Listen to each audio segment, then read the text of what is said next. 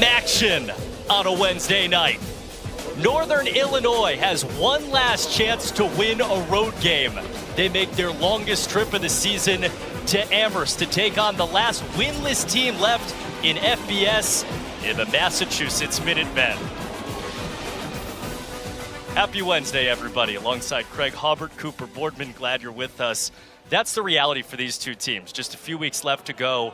And we got the sense talking, I think, to both sides over the course of the last week, these are going to be two very angry football teams tonight. Yeah, I mean, if we're being realistic, there's no conference championship aspirations, no bowl games within reach. But I think NIU head coach Thomas Hammock summed it up best for both teams. Change needs to happen now, not in the offseason. So a brighter future is built with every snap in every game, and they know if they want to get better, it starts with tonight's game. They're going to change their quarterback tonight. Jalen Macon will make his first start in an NIU uniform. Finally healthy, and they're hoping for the first time they can throw the ball downfield. Yeah, he's a player with good length. He could be a dual threat option from the quarterback position. He's got a smooth release. Hasn't played a full season since his junior year of high school, but they're hoping he could provide a spark to that passing game that will ultimately need to be helped out by a very strong ground game. Marcus White is going to try to chase him down all night tonight. 4 years at Dartmouth, 1 year at McNeese. Now, he's one of the best defensive players in the country. Yeah, you watch UMass defensively, and he's the guy that jumps off on tape. He's explosive, outstanding bend as an edge rusher, but he's also a strong run defender in terms of squeezing down, setting the edge, and that's where he'll really need to shine tonight, trying to stop that NIU ground attack. For head coach Joe Harris-Simiak, talked about the anxiety, knowing there are 3 games left as he faces Thomas Hammock and the NIU Huskies. An NIU program with all these young players trying to find a way late in the season. UMass trying to win their first game of the 2025 season at 0-9 and get Joe Harris-Simiak their first victory. Yeah, I think the key word tonight, Cooper, for both teams is consistency. If you look back at both of their seasons, they will tell you there are moments where opportunities were there for better results that they did not capitalize on. Which team tonight can capitalize on those opportunities that present themselves?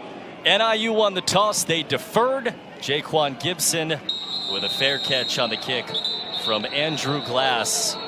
First Maction game in 11 years here in Amherst, Massachusetts.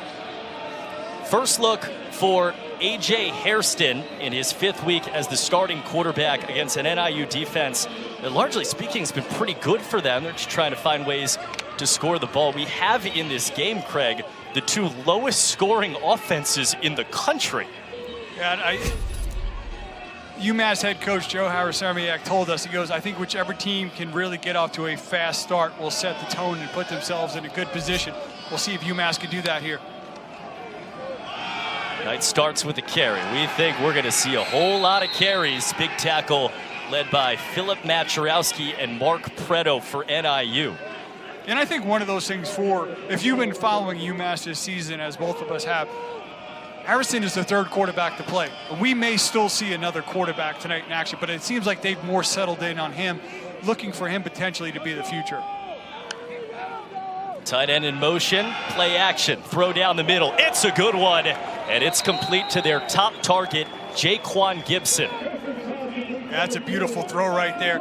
Gibson, who's been a little bit banged up in the last few weeks, it's key that he is back in the lineup tonight. And a beautifully placed ball there by Harrison, right where his receiver can reach out and snag it. 3rd play of the day, back to the ground, off to the right side. I mean, we think that there's a chance on both sides. We could see somebody run the ball 40, 50 times in this game. Yeah, I think UMass will try to be a little bit more balanced. When NIU has a football, I wouldn't be surprised if when they beat Ball State, they topped over 50 touches in the ground game. I wouldn't be surprised if we see similar numbers for them tonight offensively. Brandon Hood just had the carry behind A.J. Hairston. Right back to Hood. He ducks forward for 3 yards. Rocco Griffin was a starter for most of the year, got hurt. They went to Hood over the last few weeks, and this is a UMass ground game that's averaging over the last 3 games almost 130 yards per game. Yeah, Rocco Griffin, he may be the most explosive of the group. They've got a freshman, Elijah Faulkner, 23. he may be the most athletic, but number 26, Hood, I think the reason why he gets the most touch because he's just the most consistent, most reliable at that running back stable. 3rd down and 5. Give it to him up the middle, and it was sniffed out. Philip Maczarowski, second leading tackler at NIU, gets the 3rd down stop. This is the NIU defense, very good against the run. Their defensive line doesn't give much ground. They got 2 outstanding linebackers, including number 17, who get downhill, know how to hit gaps, and make plays. Danger in the NIU punt return game with Diari Rogers, the former track star. Punt about to come from Keegan Andrews, who's been, by any margin, the best punter in the MAC. And he's had a lot of practice. That was blocked. Bumps out to the outside, and NIU gets a big one early.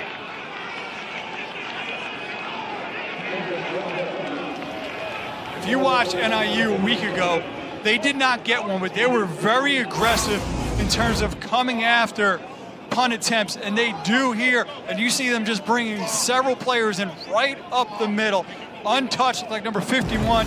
They're getting his hands on it. Big special teams play here to set up this NIU offense. As you mentioned, has also struggled to put points on the board, but now starting with great field position.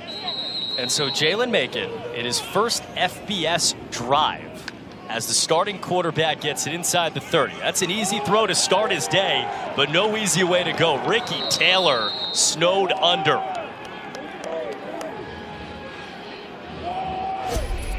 Jalen Macon, first NIU start. He might have been the starter coming out of camp, ended up with a hand injury that forced him off. And he ends up in a spot, as there's a UMass player down here, where, again, they think that maybe for the first time all season they're going to get to throw the football. Well, that was actually his first pass attempt of this season. Again, he's a player, even going back to high school, he's got tremendous frame. Watching him warm up, he's got a quick release. It's just he hasn't had a lot of experience. And again, he's not played a full season since his junior year of high school. There's Malcolm Green, one of the starting corners for UMass, down on one knee, one defensive play to the game. It's a defensive unit that's been decimated by injury, secondary that's been decimated by injury. That is among maybe the worst news for UMass right there if that guy can't play anymore. Yeah, they're already a little bit thin and injured. I mean, we're late in the season. A lot of teams will tell you they're injured, but it seems like from the get-go, UMass has been just battling injuries every week. And they were even saying, you know, not even on the field, it kind of impacts the way we practice because we have to take it light at sometimes. Maybe we don't have enough guys to kind of get the looks that we want. So injuries have had a large impact on this team, both on game day and throughout the week. Ran off the field under his own power. Second NIU play, give to Telly Johnson, dashing left. He's got big play ability, although that had no chance thanks to Darion Craig.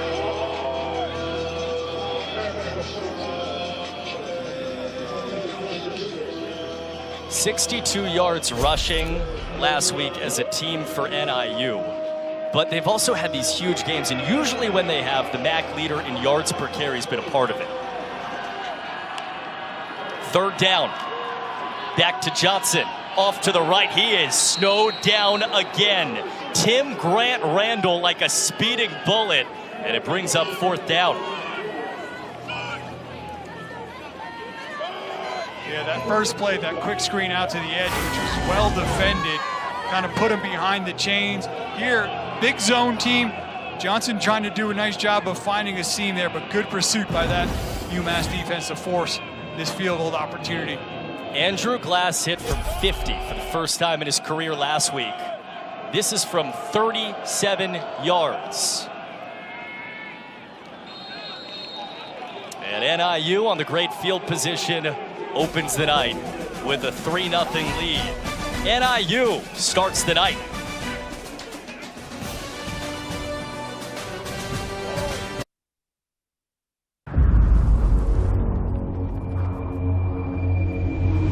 Stop advertising your servers to archaeologists on site surveys.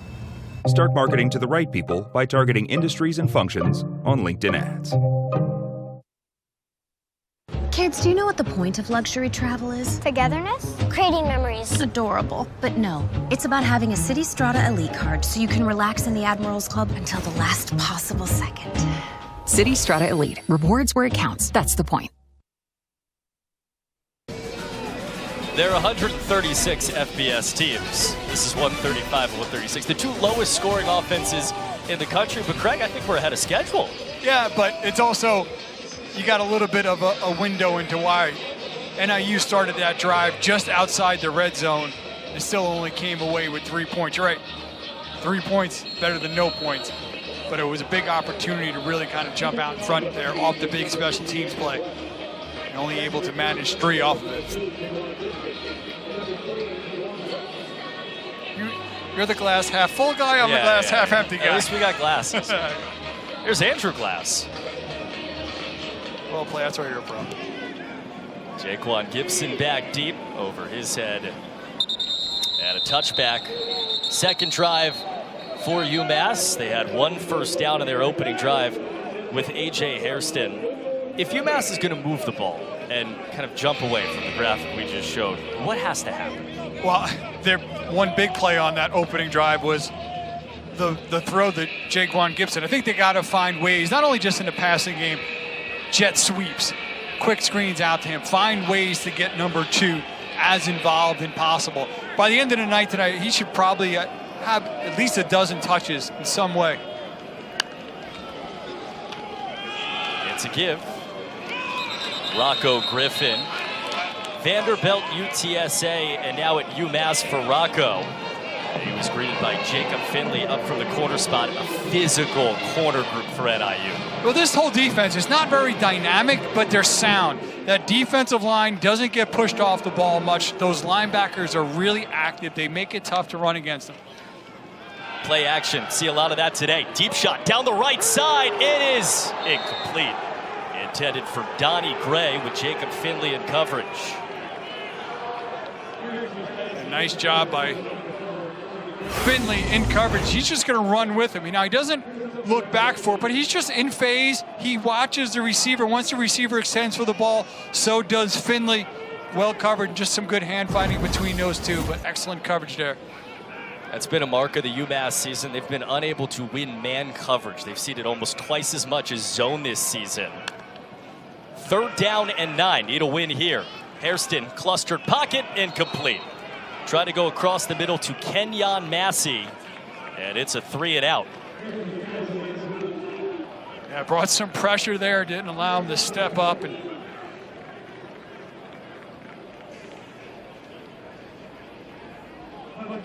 again, just those creating opportunities to pick up first downs. And just there, struggle to do it. First down run behind it. Take a shot on 2nd down. As you mentioned, can't beat man coverage. Then quick leads to a 3rd and out. I think a false start. We'll see. It is. Again, NIU is thinking about coming after it again. False start. Offense, number 6. 5-yard penalty. 4th down. Referee Rich Edwards. Jeremiah McGill was saying the D-line jumped. I'm certainly going to see right up top. He's the guy that moved, but and see, this is why you can't be influenced by somebody on the other side of the field. He was able to get back. That's why it was against UMass. NIU blocked the last one. They got in there. Fair catch for Diari Rogers to take us to a timeout. 5 minutes down. 2nd NIU drive comes your way next.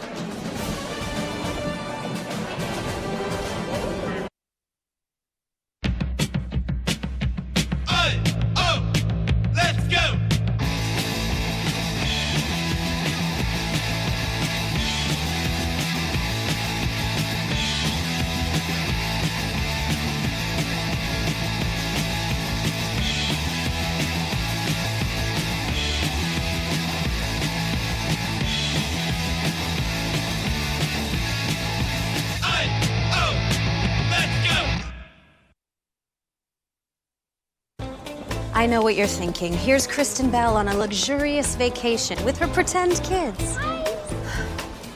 But I'm really here for all the points I get with my City Strata Elite card. I live for a fancy dinner where I don't have any idea what I'm eating. But what I really love, 6 times the points. Just eat your points, sweetie. I love you more than all the stars in the sky. And slightly more than all the points I'm earning. City Strata Elite. Rewards where it counts. That's the point. One last Maction ride for the NIU Huskies.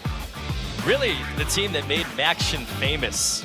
Those early 2010s, 2011, 2012, and 2014. They're set to leave the conference at the end of the season on their way to the Mountain West. And this is a very strange thing because it is one of those teams, you look at all the success, 5 MAC championships, 12-time MAC-12, or MAC West titles, that is. They're a team that you associate with a night like tonight on a Wednesday. Yeah, and it's so odd to see them struggling this year because it was just 14 months ago they were the talk of college football when they upset Notre Dame. Went on to a bowl win. Handoff up the middle. It's first carry of the night for Javon Wright, redshirt senior, transferred from Division II University of Charleston. And that dude just looks like he's hard to tackle. Yeah, I mean, he is built low to the ground. He's thick. They're going to split him out wide here. Tempo. Now QB draw for Jalen Macon, and he finds a linebacker. Rashad Henry, the redshirt sophomore, off a career-high 16 tackles there to greet him. It's another part of Macon's game. Yeah, well, you cannot have 2 different ball carriers at Wright and Macon. You got 6'5" and like 5'8". One kind of a low center of gravity, thickly built, one tall and long. That's hitting both ends of the spectrum in the ground game. But yes, Macon can certainly be a running threat. 3rd down and 3. And the handoff to the smaller one of the two, Javon Wright, fighting. I think he's short. This is a spot where NIU's gone for it consistently if it's 4th down. I would. I mean, you're 4th and inches. I mean, 2 wins. Kind of was. As Coach Hammock said, change needs to start now, not in the offseason. A little. No one in the MAC has gone for it more. 4th down and half a yard.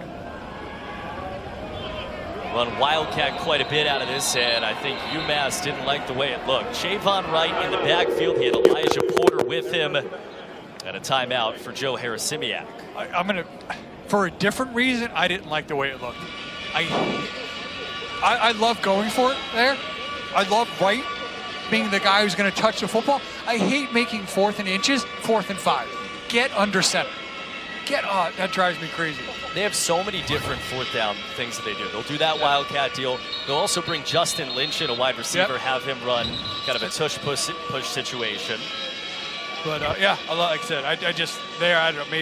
Maybe I'm a little simple-minded. I just know why turn a 4th and inches into 4th and 5. I don't know. But you like here. I mean, we're 7 minutes into the game on their own 44-yard line. And who knows? Maybe he ran up under center too. But.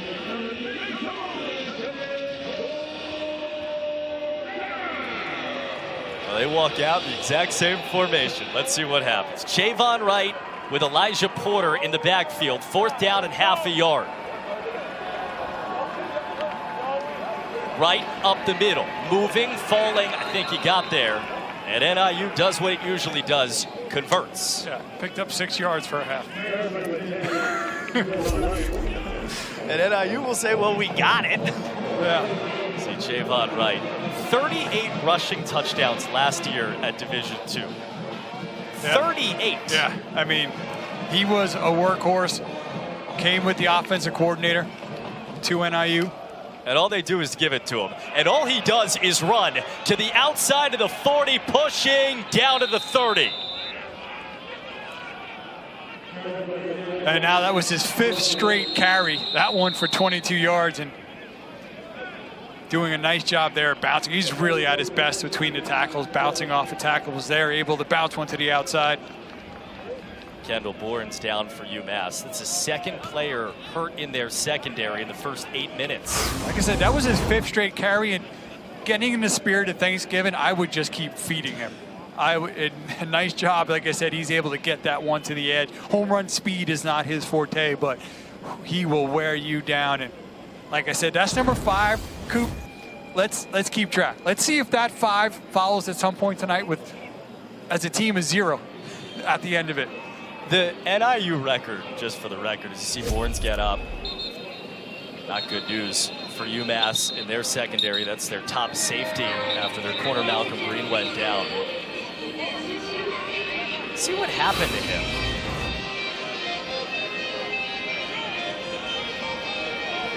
See, right there at the top, and he's going to go down. And you got to remember the new rule too. If you're not feeling like you could play that next play and you wait till after the ball is spotted, you lose the timeout, be penalized. So it was smart for him to get down there if he felt like he couldn't play. 5 straight runs for Javon Wright. We're just counting. Play action now. Macon pressure, throws, and skipped it in, incomplete. Intended for LaDon Bryant with Jeremiah McGill in coverage. And NIU this year has been effective with the ground game. Their passing game has really been a struggle. Both of these teams now have started 3 different quarterbacks this year. I think they feel like Macon can be a more consistent presence, but they've just missed opportunities in a passing game this year. Need to clean that up tonight. They usually don't throw it twice in a row. Whoa, they do, to the outside. And complete to Ricky Taylor Jr. Came back a couple of weeks ago from an injury, had 3 catches last week for 69 yards. He's the kind of guy they feel like they can unlock with Jalen Macon at quarterback. And that's where he's at his best, those quick throws, get out of his hand quick, slants, hitches. That's where he's his most accurate. That's where he's his most effective. 3rd down and 4. Telly Johnson in the game at running back, averaging 6 yards per carry. He motions out Jalen Macon. Quarterback draw, blockers right. 1st down and more. This is where the QB run game is now something you got to think about if you're UMass. Yeah, just a little bit of a lead there.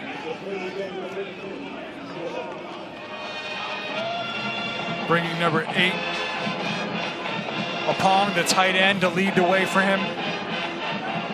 So they were already a rushing threat, but now adding Macon into the mix makes it even more difficult for you defensively. Red zone for NIU. Not much there for Telly Johnson. Chambray Jackson, the redshirt senior Florida State transfer, as the tackle for UMass. When they've played their best, they put some scares in Western Michigan a little bit, a scare into Buffalo. They've stopped the run. And that is job 1 tonight.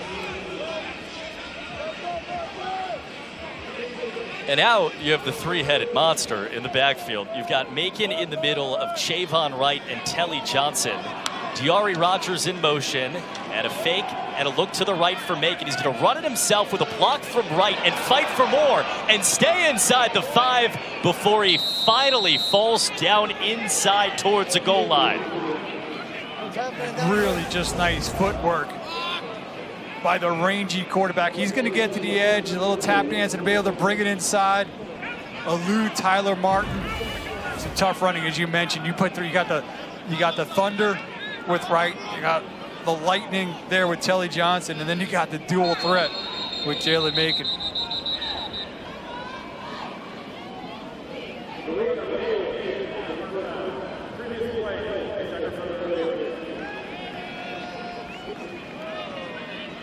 So they're going to check the spot of this ball for Thomas Hammock's team on a 10-play drive. And no matter where this ball is here, whether it's 1st down and goal, this is what the drives NIU's dreaming about looking like tonight. Yeah, just a little bit of mixing it up, but just working the ground game. See, we're looking to see if that was really close to that line, that right foot. But I think it's tough to see that he's going to clearly step out. I think he keeps in. It's right in there.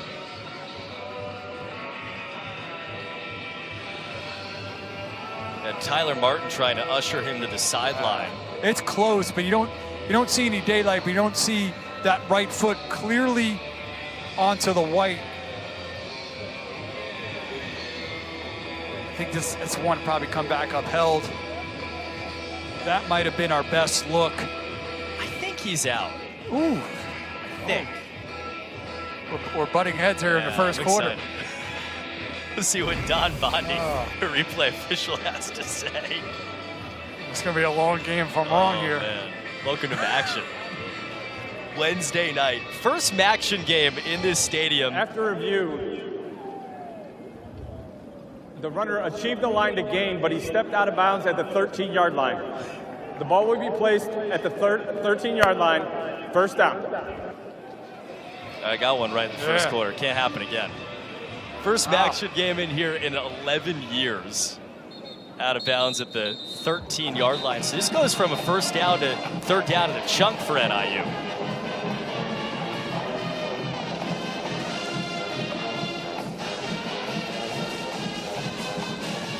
It's a drive-changing call.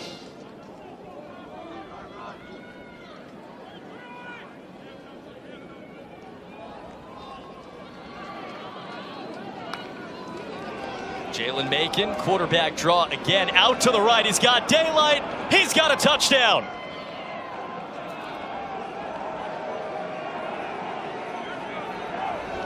They wipe a run off the board for him. Didn't matter.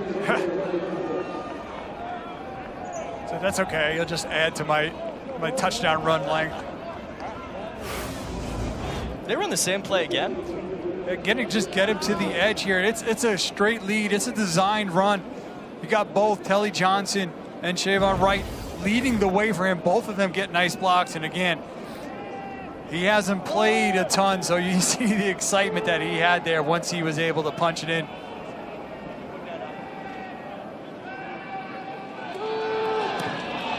Flag down on the extra point. That was good from Andrew Glass.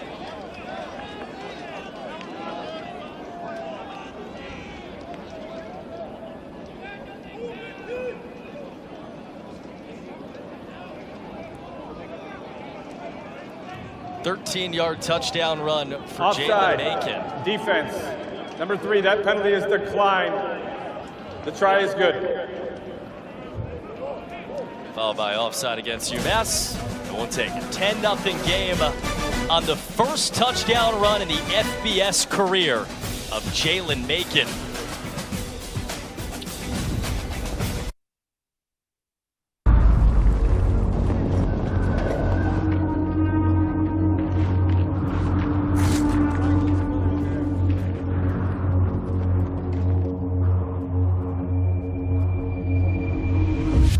Stop advertising your servers to archaeologists on site surveys. Start marketing to the right people by targeting industries and functions on LinkedIn ads.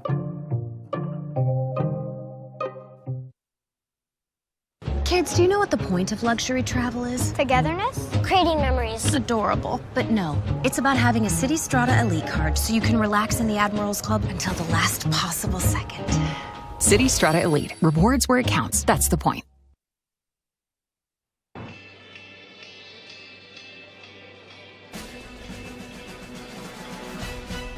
It's our ABC Saturday college football triple header, loaded with playoff implications. Notre Dame and Pitt, number 10 versus 24 at noon Eastern. College game day crew going to be there to start the day.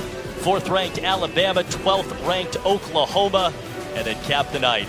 Arch Manning and Texas, the number 11 team in the country, against Gunner Stockton and number 5 Georgia. 10-0 NIU. Andrew Glass on the boot deep. That was dropped at the goal line, but did fall over that line. That could have been another special teams debacle. Seen that a little bit. It's hard to know who this game on Saturday is bigger for. Is it Pitt and that ACC mishmash, or is it Notre Dame?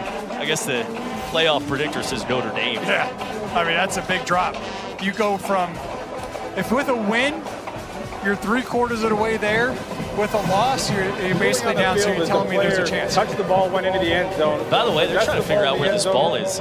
Was he in the end zone? Was he at the one? Will be a touchback. They're waving it as a touchback. After some deliberation, A.J. Hairston started walking towards the 1-yard line for UMass. And never do that as the quarterback. Well, they need every yard they can get right now. 3rd drive of the day. They got a first down in their first drive. They have not gotten a first down since. Play action, pressure immediately in the face, and a catch on the outside, finding his tight end, Jax Markovich on the outside. That's one of the things that Harrison does do well there. Got some pressure in his face. He's able to change arm angles, make a completion, not a big play, but keeping them on schedule. So important. We were talking with their OC, Mike Wajakian, earlier in the week. He says, you got to pick up first downs. And to do that, you can't be in 2nd and 10 and 3rd and 10. Hairston give across the formation. Donnie Gray slipped a tackle, and he is the second UMass first down of the day. Donnie Gray, the graduate transfer from Northwestern. One of those guys they feel like has the speed that they can get on the edge and get the ball to. Now they'll try a little tempo. Got that first down.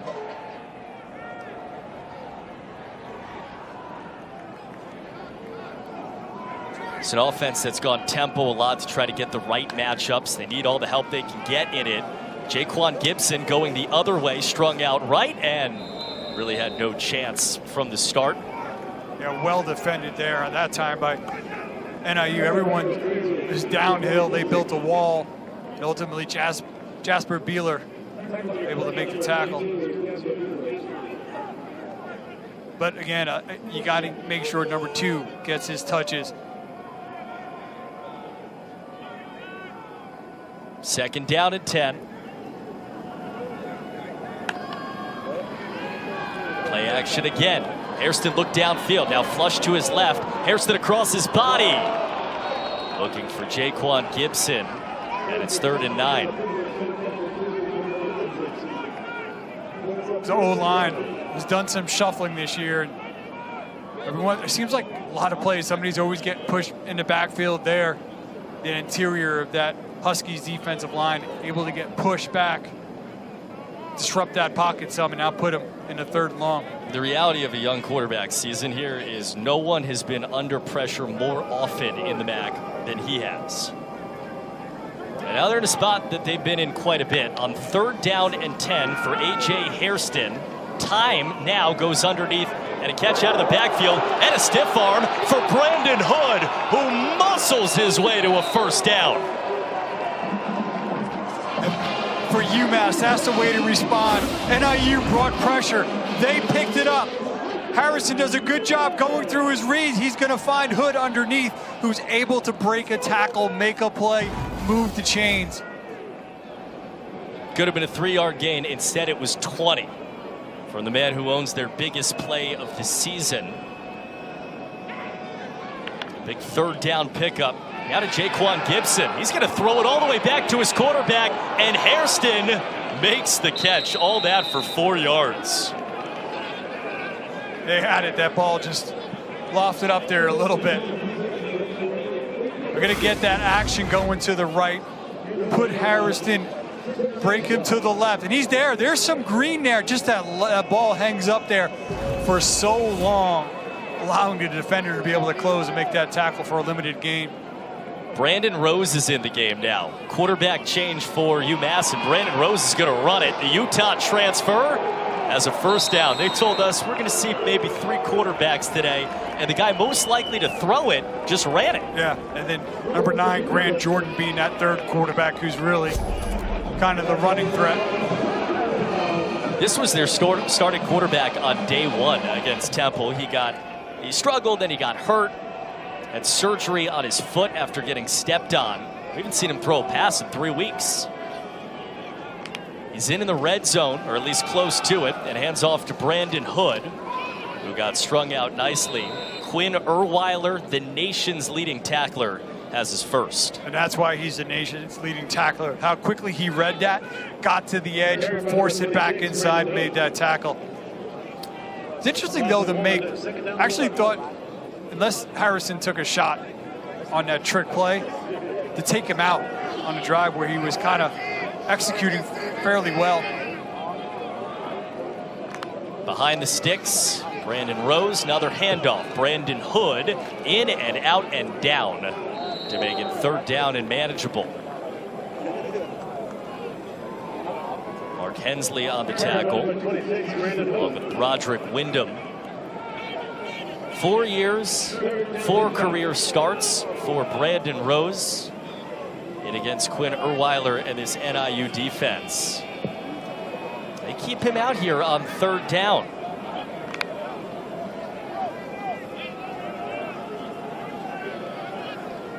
Harrison may have the most arm talent of that QB group, but not the best runner. Rose a little bit better.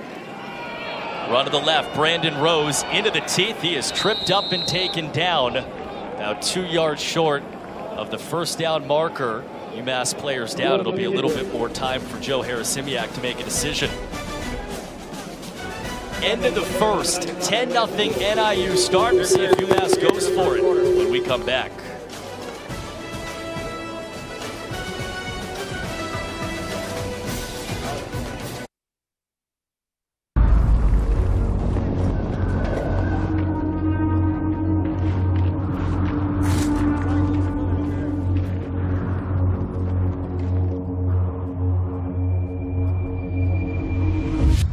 Stop advertising your servers to archaeologists on site surveys.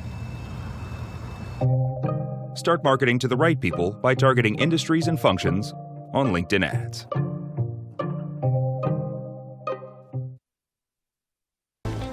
I know what you're thinking. Here's Kristen Bell on a luxurious vacation with her pretend kids.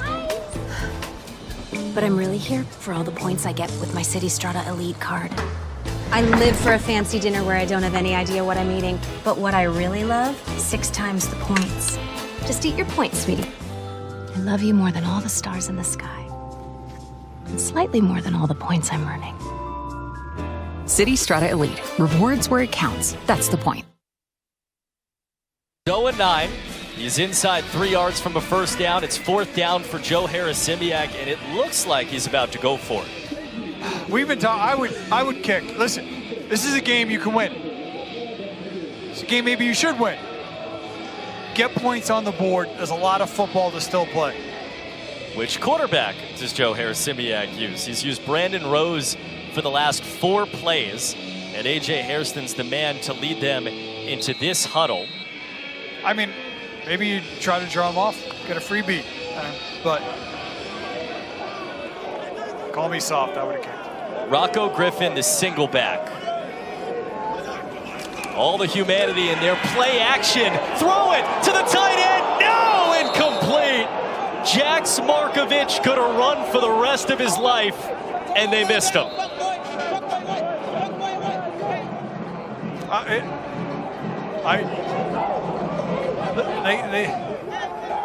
When you're 0-9, we talked about it, missed opportunities.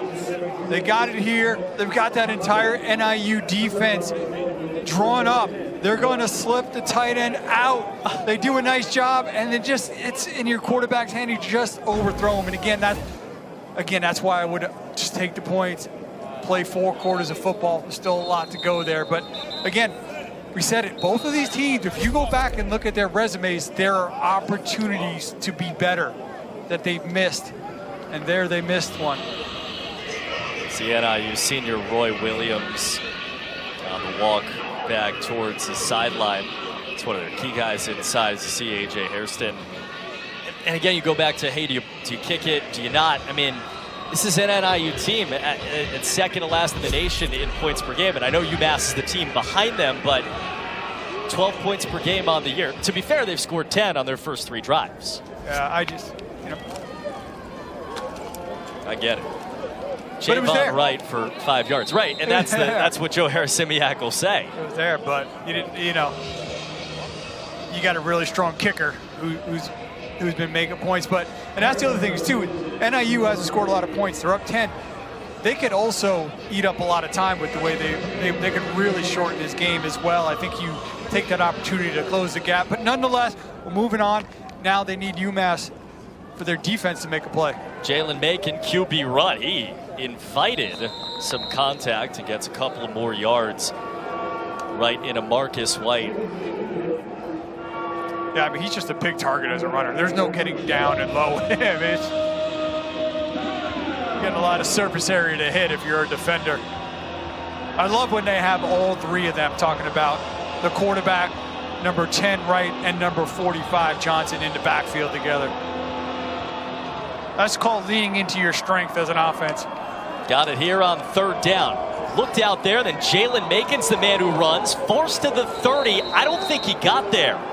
Rashad Henry from the linebacker spot kept him short. Henry, a guy who's really evolving, especially in the absence of Timmy Heinz-Peter, who's been out.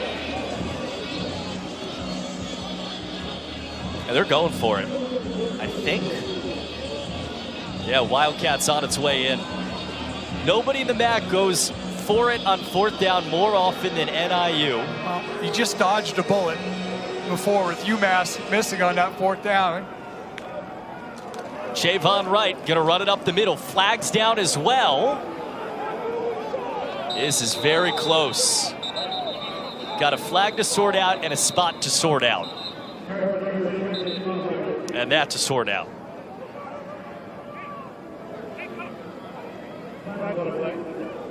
You can read Joe Harrisimiak's lips. I think he wanted a substitute.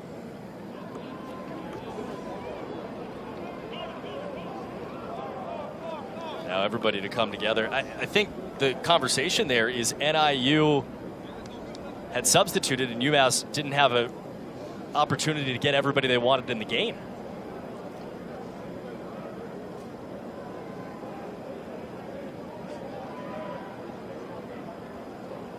And UMass just substituted now, almost like they were expecting a replay, like they were redo it, you know?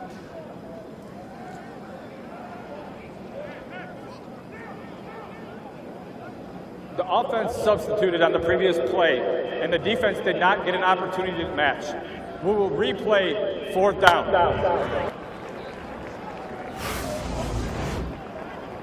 Action bingo card check. So here's how it all unfolds.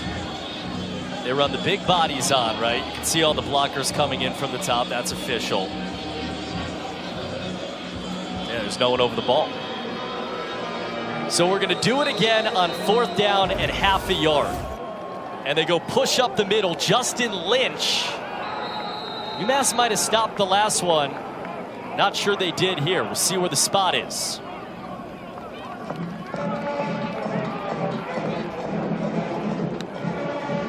First down.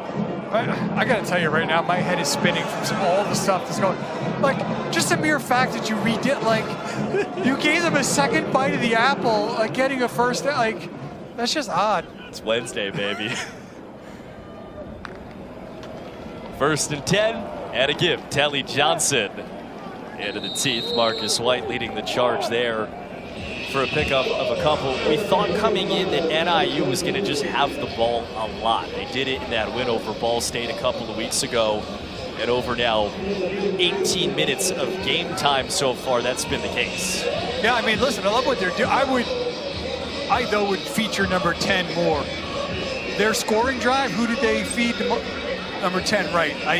Even on that 3rd down run when they kept it in Macon's hand, I'd let number 2 kind of be the guy to anchor. Play action at 10, throw it down the middle, and a man wide open. Elijah Porter down the middle. Goodbye. Touchdown. 67 yards, a backflip, and 16 NIU points in the first half. And 2 shots at 4th. And a partridge in a pear tree. But what's interesting, too, is if that was basically, with a little bit of different window dressing, UMass's 4th down play, only executed for a touchdown.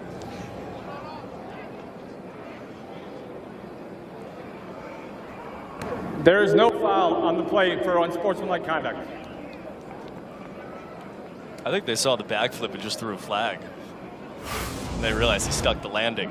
They're going to give the run look, draw the defense up. Number 24, you see him slip right out over the middle. Instead of the tight end, it's the running back. The only difference is the quarterback hits the throw, and it leads to the score. First career touchdown for Elijah Porter. And there is an illustration of a difference between no wins and 2 wins. Yeah.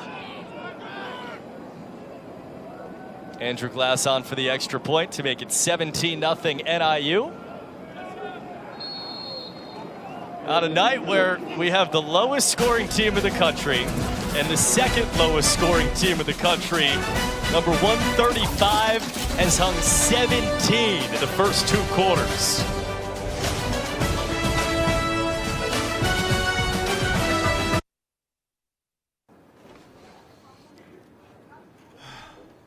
Okay.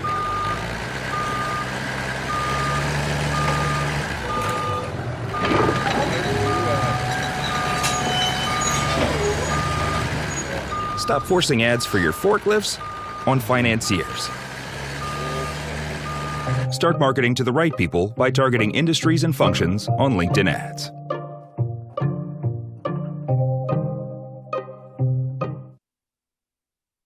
Kids, do you know what the point of luxury travel is? Togetherness? Creating memories. It's adorable. But no, it's about having a City Strata Elite card so you can relax in the Admiral's Club until the last possible second. City Strata Elite. Rewards where it counts. That's the point. Yes, a question on a night full of action. What's the difference between an 0 and whatever team and a 2 and whatever team? It's this miss, and then what happened next? Yeah, that was a 4th down, and he had his tight end Markovic. And then for NIU, they would do that same play. The only difference was instead of slipping the tight end out, they slipped the second back out, which was number 24, Porter. And the difference was the quarterback for NIU, Macon, hit that throw. Or for UMass, they just overthrew it. Also emotionally, that was a span in game time of 3 minutes between UMass thinking it had a touchdown with that ball in the air. As we get a fair catch for the Minutemen, they'll start at their own 25-yard line. Folks, kick off your Week 11 NFL Sunday at 10 a.m. Eastern with the Countdown crew on ESPN and the all-new ESPN app. They'll have all the early breaking stories, injury updates, and previews of each game right up to kickoff, 10 a.m. on ESPN and the ESPN app. Well, keep spinning the wheel. Who's going to be the quarterback for UMass against Quinn Erweiler in the NIU defense? The answer is Brandon Rose, the Utah transfer. He can throw it. He's pressured. Brandon Rose gets out of there. On a roll to his right, he slings it. Incomplete. Dante Harrison knocked it down.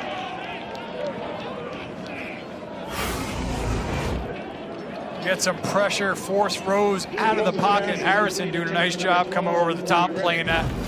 That's 2 nice breakups tonight from that secondary of the Huskies. And again, their struggle has been in the passing game. Defensively, they've had their bad outings, but overall, that Huskies defensive unit has not been the problem this year.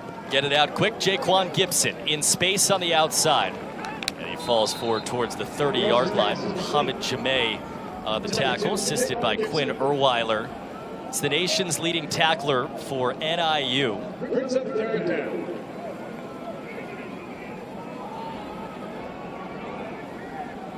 Now 3rd down and 4 for Brandon Rose against Erweiler and the NIU defense. You see it, 110 tackles for a transfer from North Dakota. Empty for the 2nd straight play. 3rd and 4, get it out. Donnie Gray diving, 1st down.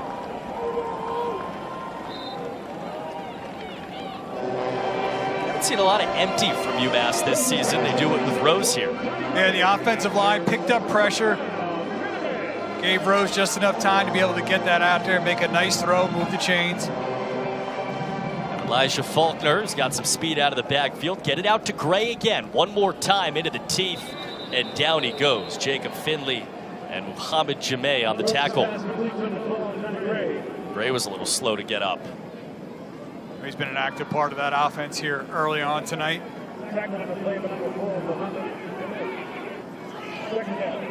Gray substituted. Give NIU an extra second to substitute. It's one of the first times that UMass has been ahead of the sticks. Got a 1st down on their first drive, got a couple more on their last. Other than that, it has been an offensive slog. Play action again. Brandon Rose down the left side, incomplete. Intended for Dallas Elliott, the redshirt freshman from just outside of Amherst. Yeah, just things not clicking. Again, this offensive line, which has been beat up at times, really struggled. Picked up pressure again. The completion is there, just a drop. You know, and you start to dissect things of why is a team struggling. A misplay on 4th down, a drop that can get you a 1st down. Those little things, almost like paper cuts, start to add up and start to really hurt. Another throw on 3rd down for Rose. Pressure up the middle, got rid of it, 1st down. Max Dowling the safety blanket, and he's across the 50. And again, they've been shuffling quarterbacks throughout the year. Cooper, you and I had them earlier in the year against Western Michigan, a game that Rose started. And even from the get-go, they felt like he was the guy that could best move this offense. You see it there, going through his reads, making an accurate throw. I mean, look at the number of guys in the box for NIU, moment to moment. The amount of man coverage they played almost feels like UMass is saying, well, we just have to throw the ball. Now they're doing it again. Brandon Rose, 7 straight throw. And they'll get a flag for their efforts. Donnie Gray getting held by all heck from Jacob Finley.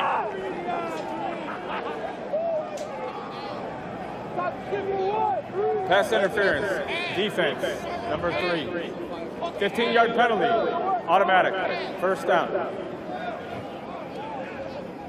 Timeout. Got a UMass player down behind the play as well. After the pass interference call against Finley. I think that's the center, Benjamin Roy. You almost can't believe how much UMass has thrown the ball. As you said, they're kind of being challenged a little bit. I'll say that offensive liner, and Roy's a big piece of it, a transfer from UCLA. They've been picking up the blitz, giving time. I actually think they've really done well in pass protection. You see, there's a little bit of a pocket there. And Finley, who had a nice job in single coverage earlier, this time just never looks back. Too aggressive there. Easy call for the official. I mean, having watched a decent chunk of UMass throughout the year, as you see, Roy, that is not good news in the middle of what's already a beleaguered line. This is, on this drive, in part because of the blocking up front, as dynamic as they've looked all season.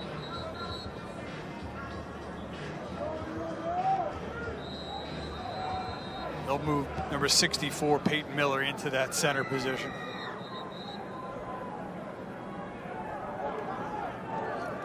An offensive line, which again, I think has played really well in pass protection here in this first half. 9:07. See how Miller steps in and can hold up that chemistry so far. Redshirt sophomore from Westerport, Maryland. And an offensive line that has gone 8-9 deep from where they were in the depth chart to start the year. Brandon Rose, give again. Elijah Faulkner around the outside. And nothing there. And again, the way NIU's playing with all these white jerseys in the box, it feels like this is going to be throw-it time for UMass. And you mentioned a little bit earlier, too, Quinn Erweiler. Want to know why he makes a lot of tackles? He was out there on the edge. He read that so quick, got over the top, squared up, beautiful tackle. I mean, you turn on his film, what he may lack in length or speed, he makes up for in just straight effort. Another throw. And really nothing there. Pressure coming from all angles. Deshaun Dixon in the backfield. And it sets up 3rd down and 9. Yeah, maybe off the top of my head, maybe only the second time, though, they've been able to quickly get penetration in terms of getting back there. But number 6, Deshaun Dixon, doing a nice job not allowing that play to develop, forcing the throw. This has been some of the reality of UMass this season. You move the ball well, you get inside the 35, 40-yard line, and then what happens next?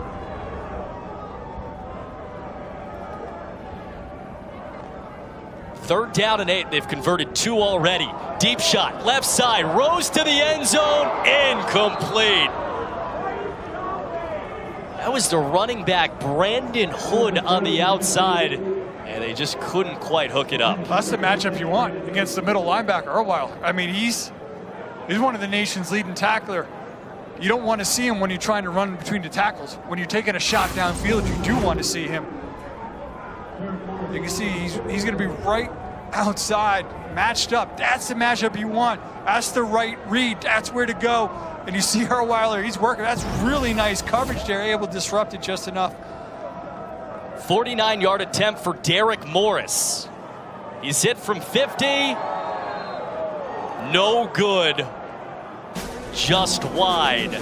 UMass close. No cigar.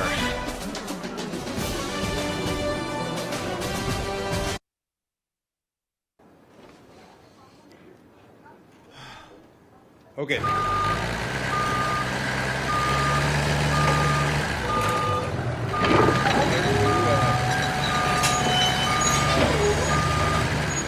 Stop forcing ads for your forklifts on financiers. Start marketing to the right people by targeting industries and functions on LinkedIn ads.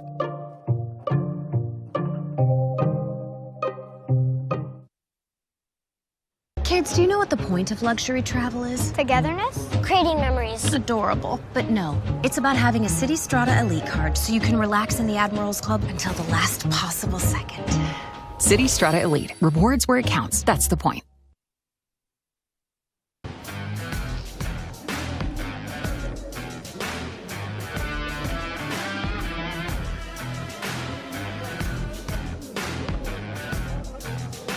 MAC standings to this point.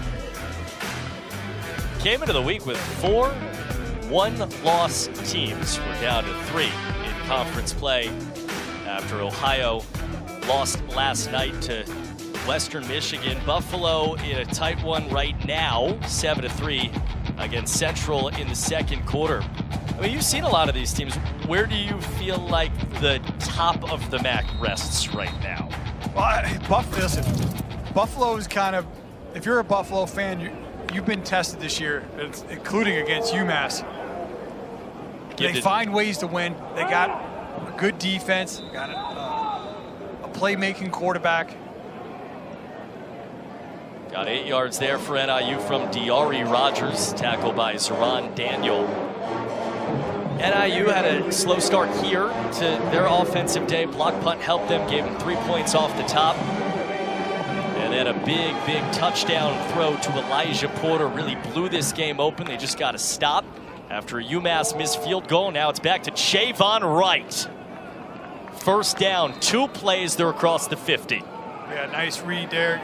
Big hole there for Wright and for an NIU offense that has been struggling to score points. They have scored on their first 3 possessions and moving the chains here. Now it's Jalen Macon, used him in the QB run game. Sidestepped 1 and falls down for a pickup of 4. Here's a play before. And plenty of room there, just getting the action. This cutback, he sees it. That's what Wright does. You see the double team there from 64 and 58. That was Tweedy and Malcor doing a nice job. How about the 20th run of your night? Chavon Wright across the 40-yard line. They're up over 100 yards. We have 7 minutes to go in the second quarter. Again, let me know when we hit 5-0 carries. And at least half of that should be number 10. I actually personally think Macon's carrying it too much. You just go 10, 10, 10, 10. I'd mix a little 45 in your QB, but they just did. There's 45, Telly Johnson. And the good results keep on being good. 21st rush of the night. They're up over 110 yards.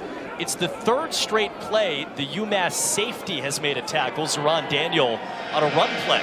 And that's when, like on their last score, though, you're going to hit, you got a chance to get your passing game going, because that safety's flying down that much. There's going to be a play action coming where they're going to slip somebody downfield.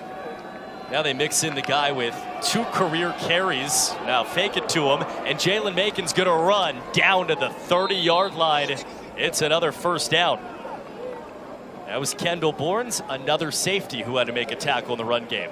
I love the way all these backs help each other out, the way they lead. Telly Johnson's their home run hitter. Watch him get downhill, lower his shoulder, and block for Macon. Excuse me, that's Porter. He just lowers that shoulder. That was a big-time block. Elijah Porter, the redshirt freshman. Inside the 30, keep on grinding. Give it to Chavon Wright. And it's 5 more yards. I think that's the shortest carry so far of this drive. when they've won games, Cooper, they've done it on the ground. In their 2 wins, they've had 105 rushing attempts. You see against Holy Cross, that was a close one. Still got it done on the ground against Ball State, probably their most dominant performance leading into tonight. 57 carries, 300 yards on the ground. They ran it 57 times in that win over Ball State. By the way, their best win of the season. Javon Wright carried it 37 times in that game. Telly Johnson out to the left, jumped away from a safety, and stays on his feet. Telly Johnson inside the 5, then got blasted out of bounds. They are running physical. This is their 8th play of their drive, all on the ground. And number 45, Telly Johnson, getting to the edge. Nice job, a little bit of a stiff arm, pushing the defender off of him, turning the corner. Watch the way he finished it, bam! Man. I gave him credit for Porter's nice block earlier. He said he made up for my mistake. I'm going to show you I can be physical too. They've run 14 plays in the second quarter. They've run the ball 13 out of the 14 times. And now inside the 10-yard line with the play clock at 2, they call timeout. Now I hope, listen, Northern Illinois. you might get cute here, throw it. I hope they finish this drive with the way they've done it. I think you got to make a statement. Finish it on the ground. We'll see if they've done it all on the ground so far. Can NIU finish this drive, and how do they do it?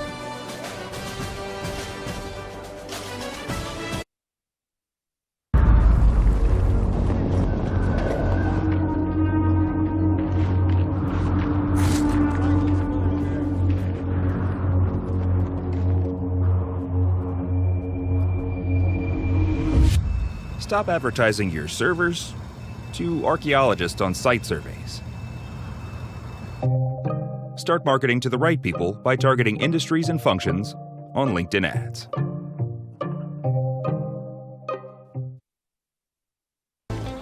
I know what you're thinking. Here's Kristen Bell on a luxurious vacation with her pretend kids. But I'm really here for all the points I get with my City Strata Elite card. I live for a fancy dinner where I don't have any idea what I'm eating. But what I really love, 6 times the points. Just eat your points, sweetie. I love you more than all the stars in the sky. And slightly more than all the points I'm earning. City Strata Elite. Rewards where it counts. That's the point. Introducing Verts. Swipe for news and highlights. Now available on the ESPN app. Well, the NIU school record for rushing attempts in a game is 81. It's got a chance to fall tonight.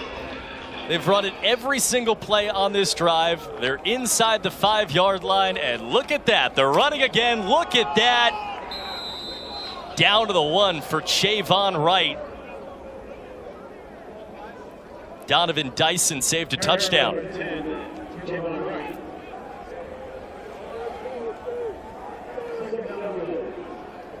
This is the 10th play of the drive, 9 straight runs. Hey, about to say, synonym is all 9 runs.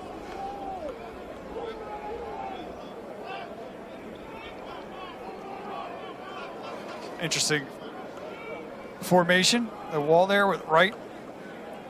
They got a tight end to his right. They got 2 more running backs and a Wildcat running back, and we got a whistle. Timeout, UMass. I think they could see what was coming. Their second and a half. 30 seconds. I mean, they've just lined it up, given a guy the ball, and gone forward. And you know he loves it with Thomas Hammock. This is what he wants his program to be. A former running back,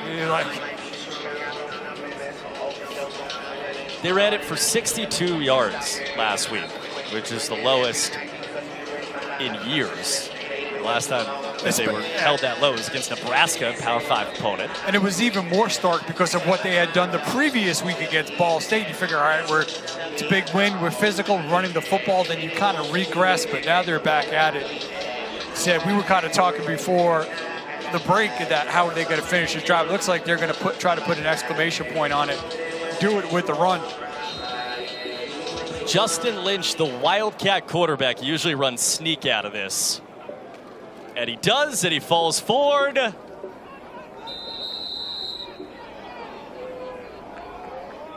Still no spot, and they got him short. UMass stacked that up. It's been hard to do against their push.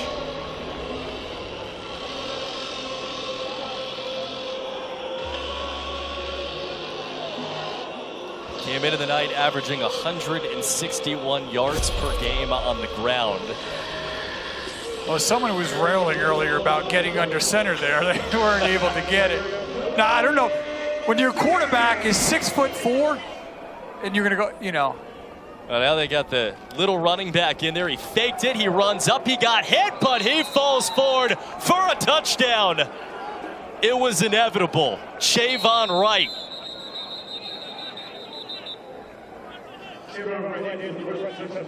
We got an NIU player down afterwards. Thomas Hammock's on his way out.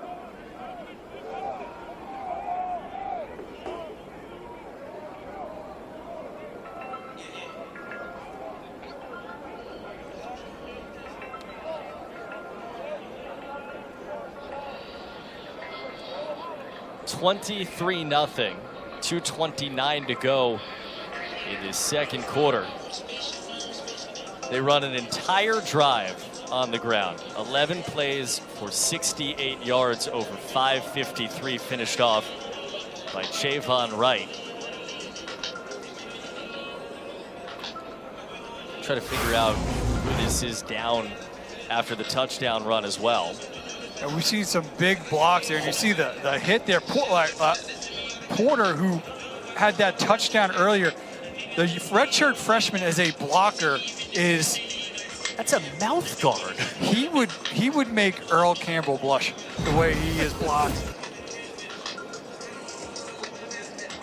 He may be my new favorite player in college football, redshirt freshman. Yeah, he's the one to get up slowly here. So listen, man, that's what's about selling out for your teammates. He made 2 monster blocks on that drive. Kid who scored his first career touchdown earlier in the night on a pass, who, to your point, has laid his body and soul on the line for his team. Yeah, when hardware starts flying, you're blocking hard. Yeah. Well, you saw Thomas Hammock, who sprinted onto the field afterwards. You know what that kid means to him. Is now we got some shoving after the extra point. See the UMass frustration bubbling over.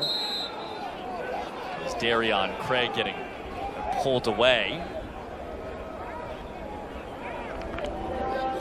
Well, you said earlier about Chavon Wright, so hard to tackle. Just you look at the guy, right?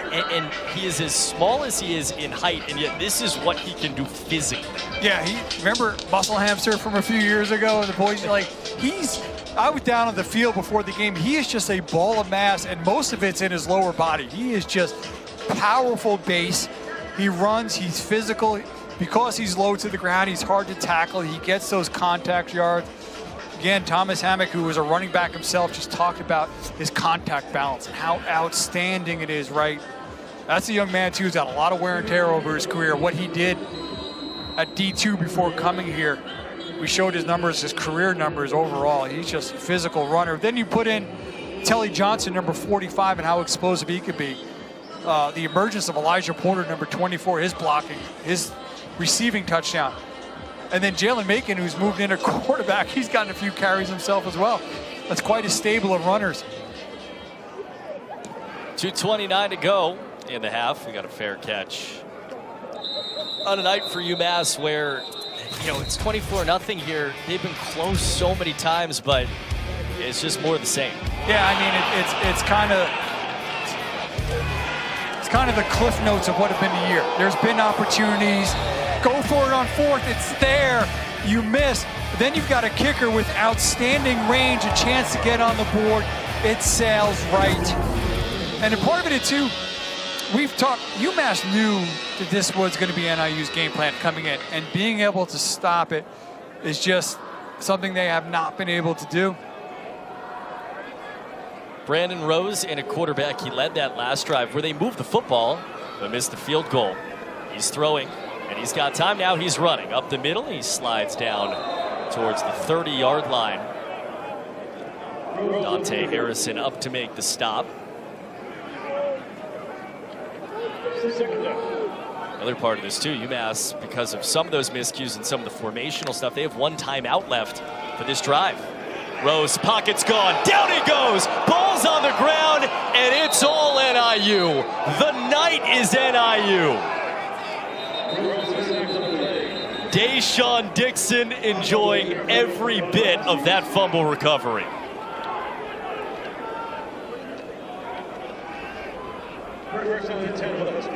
Roy, the center we saw go out, was still out, number 64, Peyton Milligan. Northern Illinois, this is their That first offensive and a half. line was doing well in pass protection, couldn't hold up there as NIU just collapsed that pocket around UMass. And NIU, whose rushing offense has been tough to stop, the defense creating problems as well.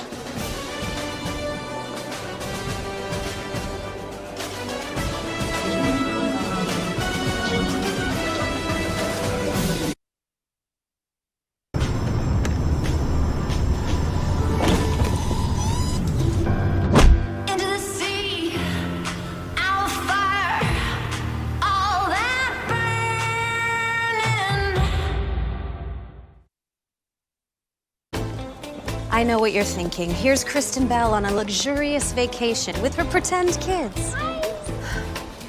But I'm really here for all the points I get with my City Strata Elite card. I live for a fancy dinner where I don't have any idea what I'm eating. But what I really love, 6 times the points. Just eat your points, sweetie.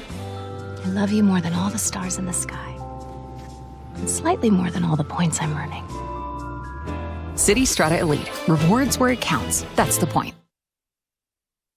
Madison Square Garden. 2 title fights, the welterweight and women's flyweight belts on the line. Prelims start at 8 Eastern, 5 Pacific. Main card 10 Eastern, 7 Pacific on pay-per-view. Buy it at espnplus.com/PPV. A run to start the drive for Jalen Macon. He clatters down inside the 5, then kept pushing. And he's down at the half-yard line. So it's a UMass turnover, and it's another run. And Macon, when he was utilized earlier in the year, was on all runs. And again, he is tall. He is not built low to the ground, but you see how he keeps using that length, that leverage, long levers, keep spinning, get more positive yards. 12 straight runs for NIU. They got leather on the heads. They do not care. Jalen Macon and Chavon Wright in the backfield. Which one's gonna get it? It's Macon to the right. It's easy. It's another for NIU. It's 30 in the first half. It was easy because Chavon Wright laid a beautiful block there as well. The way they are blocking for each other too is what kind of makes what they're doing on the ground fun. A defender is going to come in. Watch number 10 crack back, get that block, and allow Macon that little bit of lane to kind of get in there. So now 29 runs to 4 passes. When they beat Ball State, they only passed the ball 11 times amongst 50-plus rushes. We're heading to it. Jalen Macon with 3 touchdowns on the night for Thomas Hammock after the fumble was forced. Yeah, this is the fumble, getting in there. Nice job there. They just collapsed that pocket around him. The number 6, Deshaun Dixon, falls on it. The nice block from number 10, allowing his QB, Macon, making his first start of the season tonight, be able to punch it in. And they were hoping he was going to give this offense a spark. And even though it's been on the ground, you can't say he hasn't given him a spark. Well, you think about all the success NIU's had in its history, and they're going to leave the MAC as the team with the most championships in the MAC on their way out. And they're 2-7. You know, they look like they're on their way to their 3rd win of the season, but they're 2-7. This has been a very difficult year. They've talked about how their culture in this locker room has stayed close together. And when they say something like that for a team that's 5 games below 500, it's hard maybe outside looking in to quite believe it, but then you watch them tonight, you look at their sideline, and you see the joy that they have for 2 guys that have scored their first career touchdowns, and you really do start to believe it. Fair catch again on the kick from Andrew Glass with 1:20 to go in this first half. NIU has 5 drives and 5 scores, 4 straight touchdown drives. They've run it 29 times, Craig, for 159 yards and 3 touchdowns. 4 passes. 4 passes, 30 points, 31 points. And you remember, they blocked the punt and only got a field goal out of it. I mean, it could have been. They've certainly helped their points per game average. It came in as scoring the second fewest clawing points. away out of 135, was it? A.J. Hairston's back in at quarterback. He started the game, and he's throwing to Jaquan Gibson. It was 5 yards before the rally arrived. Philip Maturowski and Dante Harrison there on the stop with 1:08 and dwindling to go. Captain Jaquan Gibson, who in the face of nights like tonight has been so positive in the room for UMass. Imagine they'll need it at the halftime break. Hairston had his receiver fall down and just ends up throwing it into the ground. That kind of night. Yeah, you know, said earlier, you know, something that head coach Thomas Hammock for NIU said to us earlier in the week that really stuck with me when he said, change needs to happen now, not in the offseason. Even though this season's not going to lead to a bowl game or anything, if they're going to be better down the road, it's got to start tonight. I think, again, it didn't come from the UMass coaches, but the same thing has to apply. And even though this game has tilted heavily in NIU's favor, for UMass, Joe Harris-Simiak, you got to find out what type of team, what are you going to build for the future? Who are going to be those guys who are going to be your building blocks? Who are going to be the guys who are going to keep fighting for you?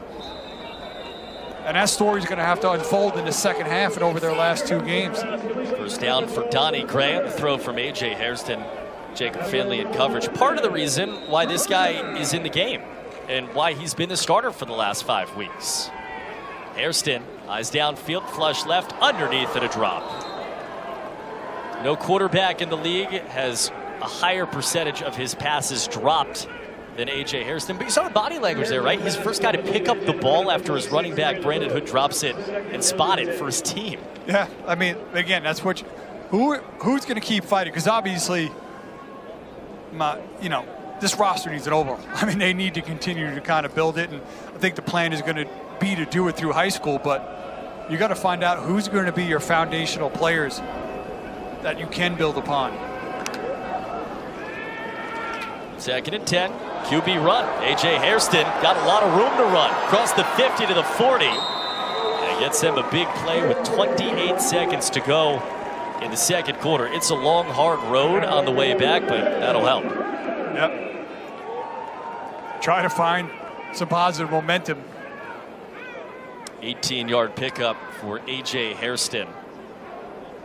Joe Harris-Simiak said it for this UMass group. There's nobody who cares more than A.J. Hairston. He's been at the center of what's been a hard few weeks, but he's also been at the center of their closest calls this year. The scare they put into Buffalo.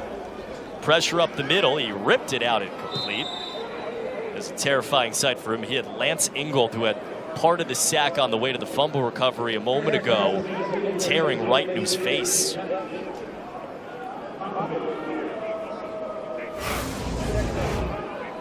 Continuing to get pressure, and just looping through. They'll come off and create some pressure, leading to another drop.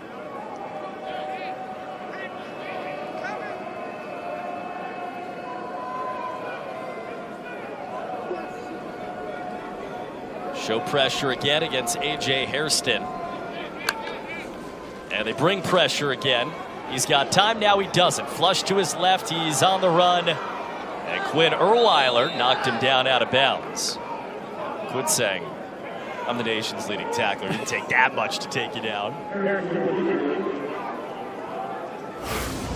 Erweiler does a great job. The reason why he's so effective is he takes great angles in there, and he was clearly still in bounds there in that shove. He's a fun player to watch just because of the blend of just effort and smarts.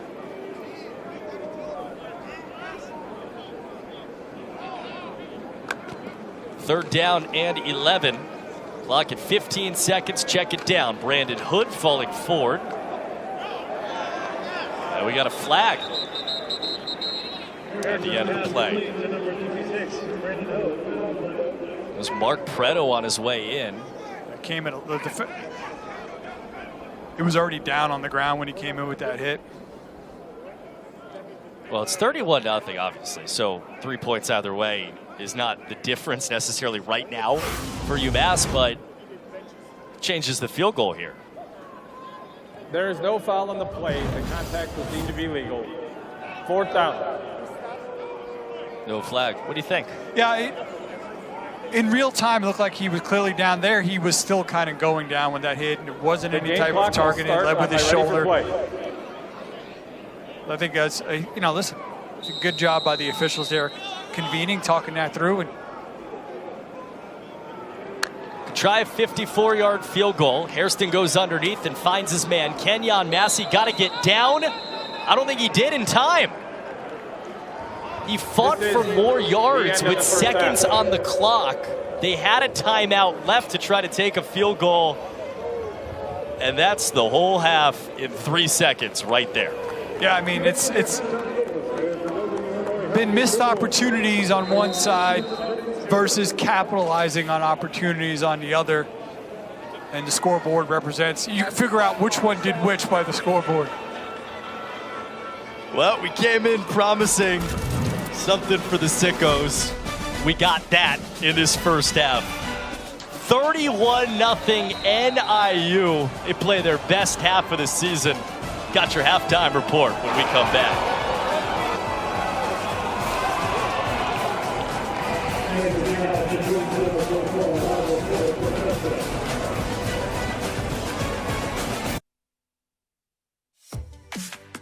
If you love to travel, Capital One has a rewards credit card that opens up a world of possibilities. With Venture X, you earn unlimited double miles on everything you buy. And turn all of your purchases into extraordinary trips. Plus, get premium benefits at a collection of luxury hotels when you book on Capital One Travel. And get access to over 1,000 airport lounges worldwide. Open up a world of possibilities with Capital One. What's in your wallet? Some people know me for what I've done on the field, but I'm even more proud of what I've done off it. These McGuffies here, wore them to karaoke night. People said I slayed. Their words, not mine. Johnston and Murphy, made for the moment.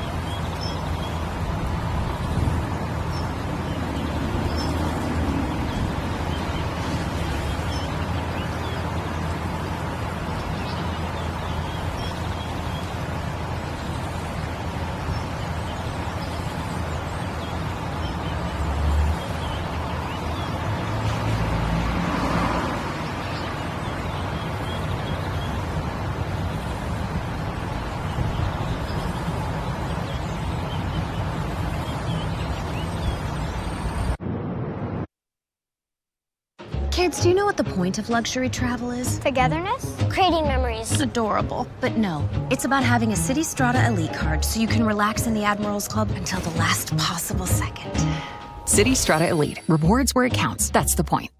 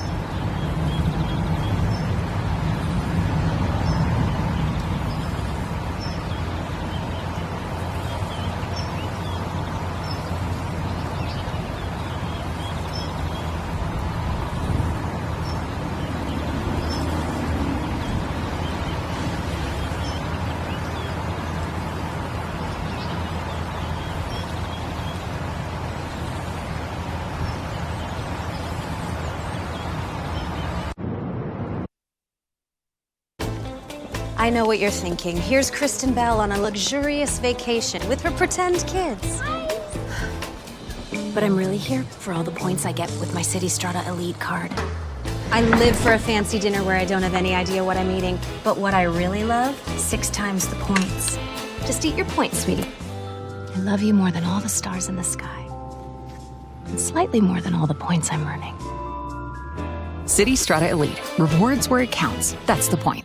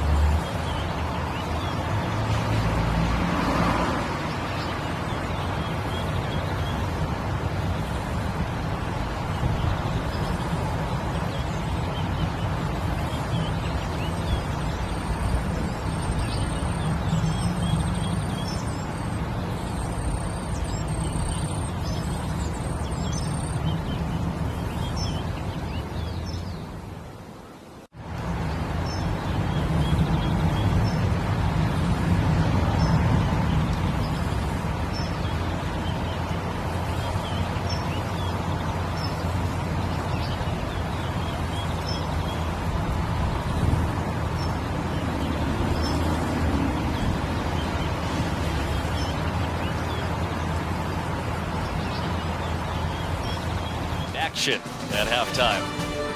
Northern Illinois hung 31 on UMass in the first 30 minutes.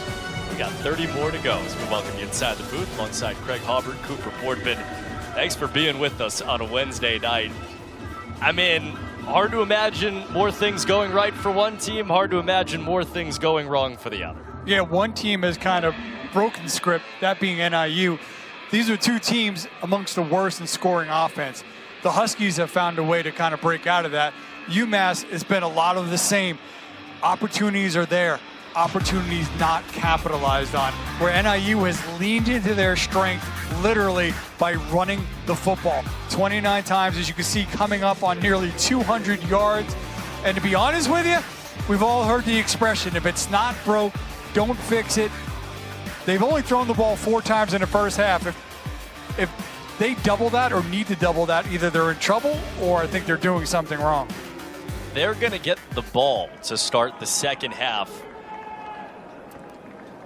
They score 31 points in the first half. This bounces down, live ball, and it falls to NIU. Down at the 25-yard line, Romello Ware saved that possession.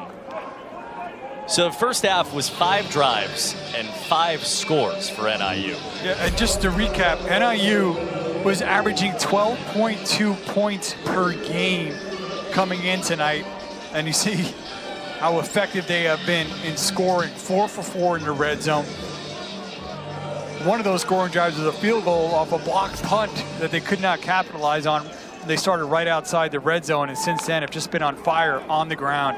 Started the night with that. They ran it 13 straight times to close the first half, and they've run it a 14th straight to start the second, with Chavon Wright tackled by Shymel Davis. See Telly Johnson get up a little bit slowly. And this is going to be a test for UMass because they know what's coming. They knew what was coming at them in the first half. They couldn't get it done. Can they stop this run game in the second half and try to create some turnovers? Another handoff, Chavon Wright. He starts the second half the way the first looked, across the 50-yard line. Finally tackled by Zeron Daniel. It's another run. Their 15th in a row. Yeah, just getting him downhill. Nice job inside the double team, number 54. Ian McClure doing a nice job blocking down, and just plenty of seam for Wright to hit it and continue to pad. I don't look at it.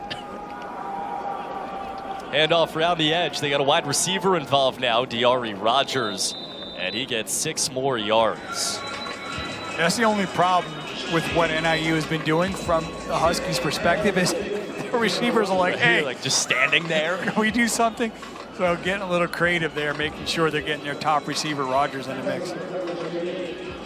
I mean, just again, we just showed it a second ago, but they've run 36 plays in the game. They've run it 32 of those 36 times. Play action, could be a throw. Jalen Macon, even their throws are runs, and he's got at least a step near the sticks. I think he got it. Well, even after run, I will. UMass doing a nice job there. Everybody in their assignment, but then Macon just pulling it down, bringing that dual threat. They were hoping he would give a spark to this offense, and he has. And again, while they've done it on the ground and not needed his arm, he certainly continues to stress the defense because of what he can bring as a runner. Chavon Wright to the left, and he's stacked up. Yeah, that's the weird part for NIU fans, I think, too, because they've been pounding, on the glass saying, can we get Jalen Macon? Is he healthy enough? Finally, he is. It's the night where you want to find out if you can throw the ball down the field, and they've had no reason to. Well, yeah, I mean, that's a good problem to have. Yeah, you definitely have to solve that riddle in your offense. The most important thing is to get a win, get points on the board. And if you could do it leaning into your strength, you go ahead and do that. If they can continue to run the ball like this over the remaining games, they'll find some opportunities in the passing game. Another run. Jalen Macon down the left side. Jalen Macon has 4 touchdowns. On their 19th straight run, they go up 37-0.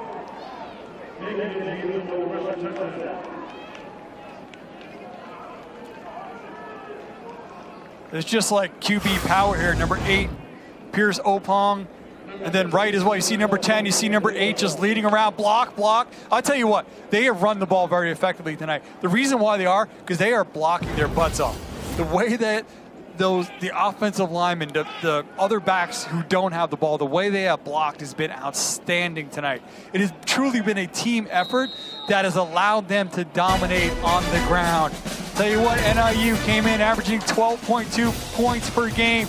They have certainly put the mathematicians to work, and they're going to change that average.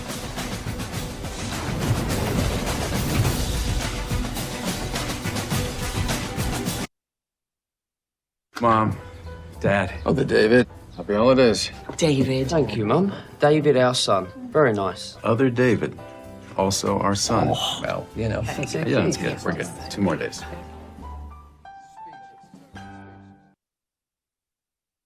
Kids, do you know what the point of luxury travel is? Togetherness? Creating memories. Adorable. But no, it's about having a City Strata Elite card so you can relax in the Admirals Club until the last possible second. City Strata Elite. Rewards where it counts. That's the point. Greg, time to watch some men block very well for NIU. Yeah, the running game is powered by great team effort there. Number 24, Elijah Porter with a great block. He'll bring another one. Watch the hardware fly. And then on this score at the beautiful QB power, number 8, number 10, the tight end, the running back, creating an easy seam for Macon to cruise into the end zone. 36-yard run, 38-0 lead for NIU. That's got to have Coach Hammock thinking about suiting up again. He's like, I'd like to get another carry or 2 in with that type of blocking. Feels like he could have a few. And then the other part of this is Jalen Macon in his first FBS start has only had to throw the ball 4 times, but he's run for 3 touchdowns. Yeah, I mean, and they'll take it. They'll take it. 3 years at Arkansas Pine Bluff. He was the backup last year. He had a chance to be the starter coming into this year.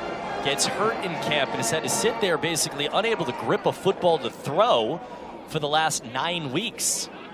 And his return is this. Now the first UMass drive of the second half.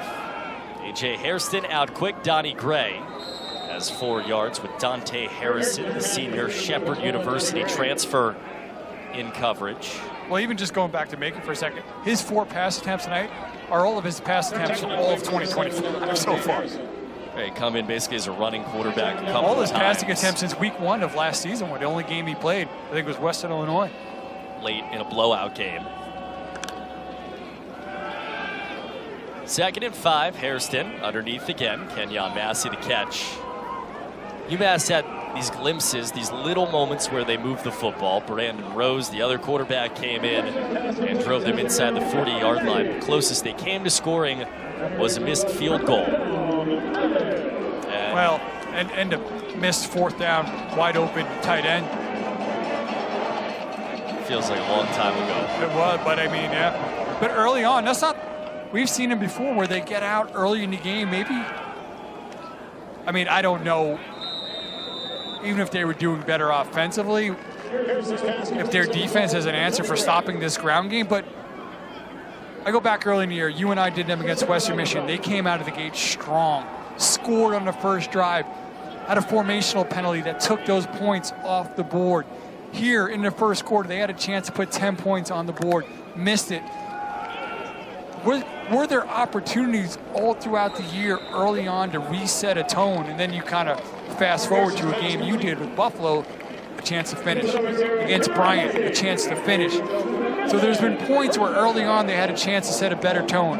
There's been chances to finish a game. You haven't been able to put the pieces together, and now, again, staring 0-10 in the face. Back to Donnie Gray, and he's way down. Jacob Finley on the tackle, one of the leaders in the quarterback room for NIU. And then the other part of it is when you don't move the ball on this side, you talked about the defense. When you don't move the ball offensively, what happens? Obviously, you punt the football back, and NIU has just leaned on UMass with almost 7 more minutes in time of possession. And if you thought they ran the ball well in the first half and blocked well, watch what happens in the second half against a defense that has been on the field for most of the game and taking the brunt, it's just going to wear down even more. Play action for Hairston. Steps up, jump pass, finds Jake McConaughey. He's twirled down across the 49-yard line by Finley again. First catch of the day for McConaughey, former walk-on wide receiver who played 5 years at Pittsburgh. Got to scholarship before scoring a touchdown there. One of the things, too, the Huskies have done well tonight is even when they have given up some yardage, they've tackled really well. Yeah, there you go. Looks like they imported them from New Orleans. A local supermarket on it. Action in a paper bag. 3rd and 4. A.J. Hairston. Pressure. Incomplete. Intended for Dallas Elliott, the local kid. Pressure from Lance Ingold. NIU didn't have Jelani Williams tonight, who's their leader on the defensive line, a captain for them. They're playing some younger guys. Those younger guys have lived in the backfield. Yeah, I mean, they've done a really nice job of creating some confusion with a UMass interior offensive line that is completely reshuffled, and they've struggled with some of those twists and allowing free runners. 4th down and 5, gonna go for it, of course, from the 49-yard line of NIU. Hairston needs 5 yards, flush to his right, got a block, wants to run, he's down. Philip Maturowski, the latest 4th down stop. And another example, just some excellent tackling tonight from NIU. If I told you NIU was 2-7 and you watched tonight, would you believe me? No. Well, they're trying to turn it around, getting better starts tonight.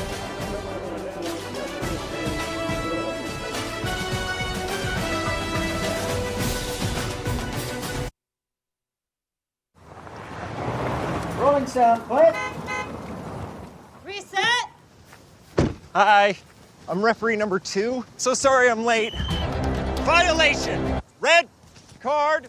And cut. I can do it again. Moving on. Oh, we got it. So this is your car, huh? Yeah. Bye, guys. How much are we paying this guy? I don't even know who that is.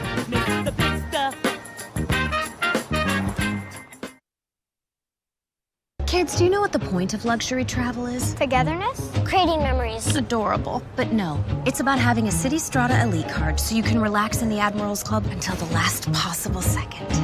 City Strata Elite. Rewards where it counts. That's the point. First 2011 at Toledo. Chandler Harnish throws his 6th touchdown pass of the game with 19 seconds left to give NIU a 63-60 win over Toledo at the Glass Bowl. One of the great games and great stat lines in Macon history. One of the main reasons why we showed that highlight is so you remember what a touchdown pass looks like. What any throw looks like. More than 1,000 combined just total contrast yards. To all the rushing touchdowns tonight. 1st and 10, 8:39 to go in the 3rd quarter. Northern Illinois just got the ball after a 4th down stop. They've run it 19 times in a row, and they're throwing it. It is behind the line of scrimmage, to be fair, and complete on the outside. Brady Davidson is in at quarterback, and we have a flag down at the end of the play.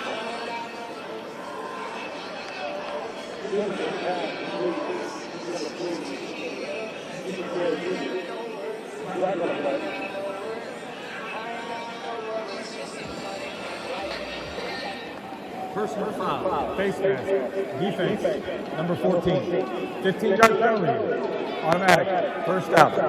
Face mask against Ryan Barnes of UMass. NIU offense, it didn't need 15 yards, gets it, as now Davidson comes in the game. Freshman. They believe a lot in his talent, right? And this is a developmental program. They take a ton of high school kids. They're going to air it out. Brady Davidson, deep shot. Touchdown, Gary Givens.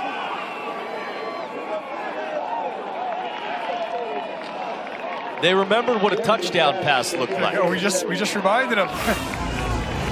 I'll tell you what, too, this is a beautiful throw. Obviously, they've been running the ball off the play action, a clean pocket. He drops it in there. And if you watch Brady Davison play a week ago against Toledo, and then he almost threw 3 picks. 2 were taken back off of penalties a week ago. Then you watch that clean throw downfield. Everything is just clicking for the Huskies tonight. Second touchdown pass in the young career of Brady Davidson. It's a great night for the future of NIU football. It's a great night for the present, too.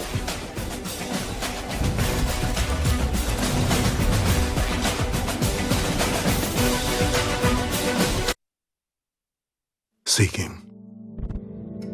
The unsatisfied. Emotional. Defiant. Those who take things personally. Seeking. Exceptional people to do exceptional things. Seeking.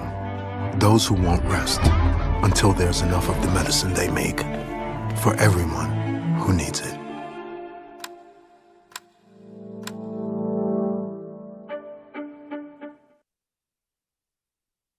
Kids, do you know what the point of luxury travel is? Togetherness? Creating memories. Adorable. But no, it's about having a City Strata Elite card so you can relax in the Admirals Club until the last possible second. City Strata Elite. Rewards where it counts. That's the point. On the all-new ESPN app, so you can watch anywhere. Jaquan Gibson, always a threat, back to return after another NIU touchdown. They're up 45-zip as they kick away from Jaquan Gibson. Developing story here in Amherst. We had 6 shirtless guys in the corner of the bleachers above the end zone. So this is how it started, right? Like that one guy's peeling it off, and you're like, all right, well, we're a ton of people here to start. How many more could join them? This guy gets into the action. We got about, I don't know, 25, 30 of them all together. It's that guy way up in the corner.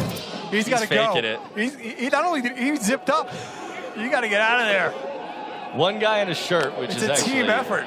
Man, Brandon Rose on the carry. He gets 5 yards. We got one guy, I think, still with the shirt up there. Shirt and jacket. What are you doing standing up there if you don't have one? They keep multiplying, though. You keep not believing that there are going to be more guys up there to join them. They just keep going up the bleachers. Yeah, that's like they say, don't feed gremlins after midnight. Every time NIU scores, more of them wind up there. The best part is the band is 4 sections over from them, 5 sections over from them. And every time somebody goes up there to join the shirtless guys, the band starts cheering for them. Yeah, well, they should start playing some Right Said Fred. Do you know that? It's over my head. There's Thomas Hammock. Next commercial break. Google Right Said Fred, right. and he'll be on board.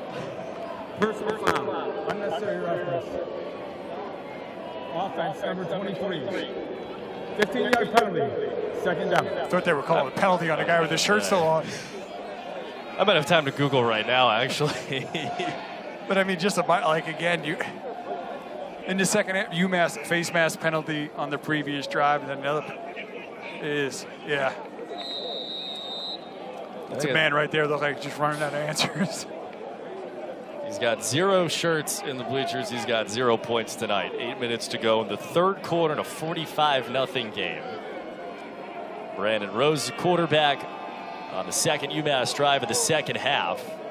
After NIU scored touchdowns on each of the first 2 drives of their start to the second half. There's a drop. Not the only drop tonight, but the first by the tight end, Jax Markovich. Well, he was the player overthrown on that 4th down play. That is the first action game in 11 years at UMass. We got a new disciple. He's pretty bundled up, though. He's got a lot of work to do. Hurry up, get up nervous. there. Oh, there goes boy. Yeah, you got work to do. Looks like he may be coming to warn about getting a cold. We don't need any monitors tonight. Rose had that, I think, deflected. Was caught on the outside by Dallas Elliott. Rose pass complete to number 17.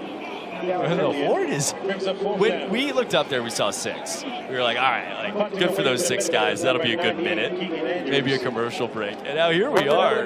There's 7:20 to go in the third quarter, and there are 50 of them. I'll tell you what, let's lose the shirts, go call the fourth quarter. I was gonna say, we got a wireless we can hit. You can see him just up at the top there. Keegan Andrews on the punt. Diari Rogers calls poison.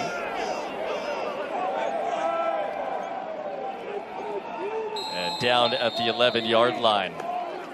Got our Week 11 Monday Night Football matchup. Dak Prescott, CeeDee Lamb, and the Cowboys against Geno Smith, Ashton Genty, and the Raiders. 8 Eastern, 5 Pacific on ABC, ESPN, ESPN Deportes, and the all-new ESPN app. Peyton Eli on ESPN2. Coverage kicks off with NFL Live at 3 Eastern in Vegas. And Scott Van Pelt, Monday Night Countdown crew at 6 Eastern. Max Crosby in that one. Eastern Michigan legend, Maction legend. And off again from Brady Davidson for a few yards. I mean, you've been around games like this for a long time. On both sides, what at this point, with 6.5 to go in the third quarter, are you hoping to get out of it on both sides? For Northern Illinois, listen, it's been a rough season for the Huskies, so they want to continue to build on it. As Coach Hammock said, the change had to happen now. They can't wait for the offseason to get better, especially as they begin to transition into a new conference. And I'm sure there were a lot of teams in Mountain West going, "Oh, we may be bringing in a layup." Don't think not so fast. But for UMass, I mean, you got to write. This has been an awful night. Just an awful night, from the penalties to the missed opportunities to the lack of execution to the drops. It's really hard to find anything in this 2.5 quarters to hang your hat on. They got to find something to hang their hat on. Last carry from Lazaro Rogers, freshman from Fort Myers. 3rd down and 3. Throw for Davidson outside Diari Rogers. And he's got the first down. Former D2 All-American Diari Rogers at Lenore Rhine. His first year in FBS. He's been their best receiver. We haven't talked about him all night because they've run the ball so much. With another D2 transfer, and Shavon Wright, number 10. I mean, that's something really interesting about this roster. They have utilized transfers, but a lot of them from the D2 and FCS level. And tonight, they've paid off.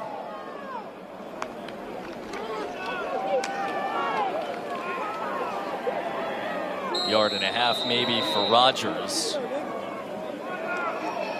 It is a really interesting thing. You know, they have Power 5 transfers available to them, but they don't necessarily feel that those are the guys they want. They want guys that have produced at any level. They've picked D2 guys, they've picked FCS guys, and they've been productive for NIU.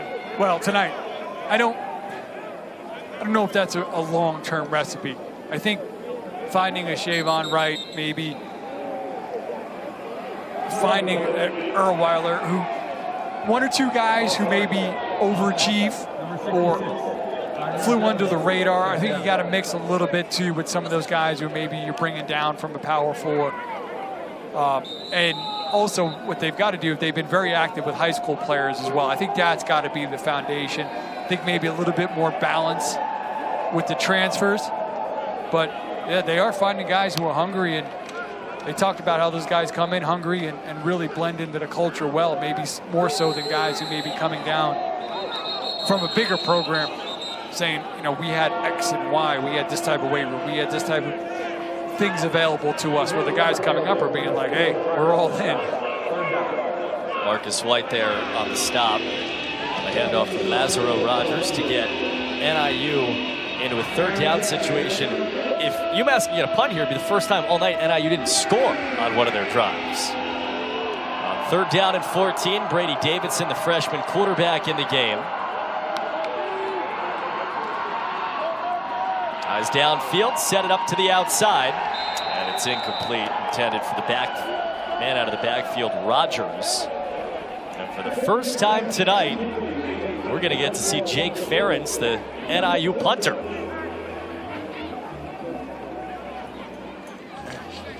Coach was fired up there, still coaching to the end. Not gonna, again, he said, change starts now, not in the offseason. And even though they are way out ahead, there was something there he did not like from his young quarterback. And coaching him hard.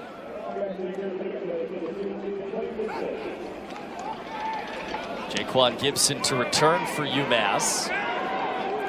Oh, fair catch at the 23-yard line.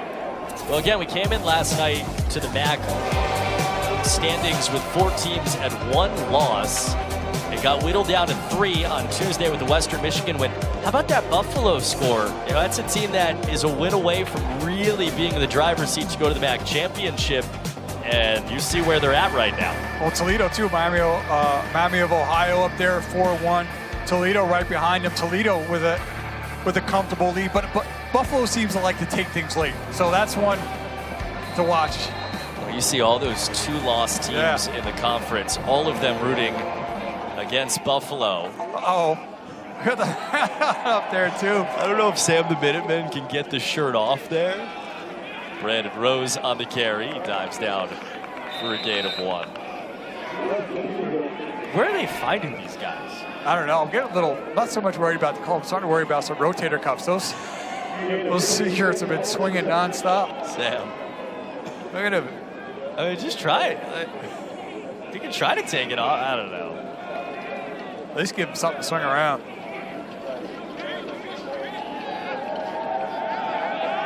Tell you what, they've kept fighting here. I mean, we're talking about probably 25 minutes of shirt waving.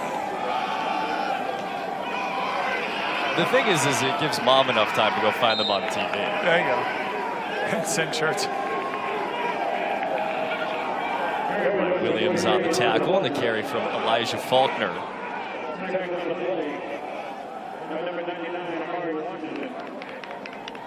And you know what? There's still another quarter to play. But tell you what, an NIU defensive staff, when you're coaching on defense, you want that shutout. And that's why they're still playing hard. They're still coaching hard. 10th third down of the night for UMass. They're actually 4 for 9. Rose goes out to the right side. He's got a first down. Nice catch by Donnie Gray. He came in with 17 catches all year, up past 6 on this from Brandon Rose.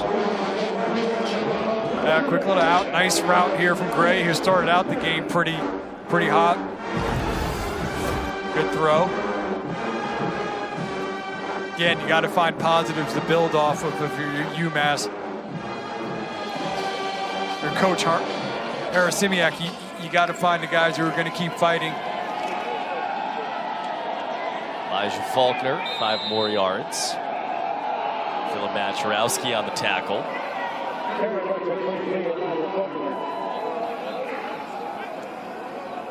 See number 79, Ryan Macesso. He's actually the only offensive lineman who started every game for that unit up front. I hear you're talking about the offensive line. I'm so distracted by the guys with no shirts on.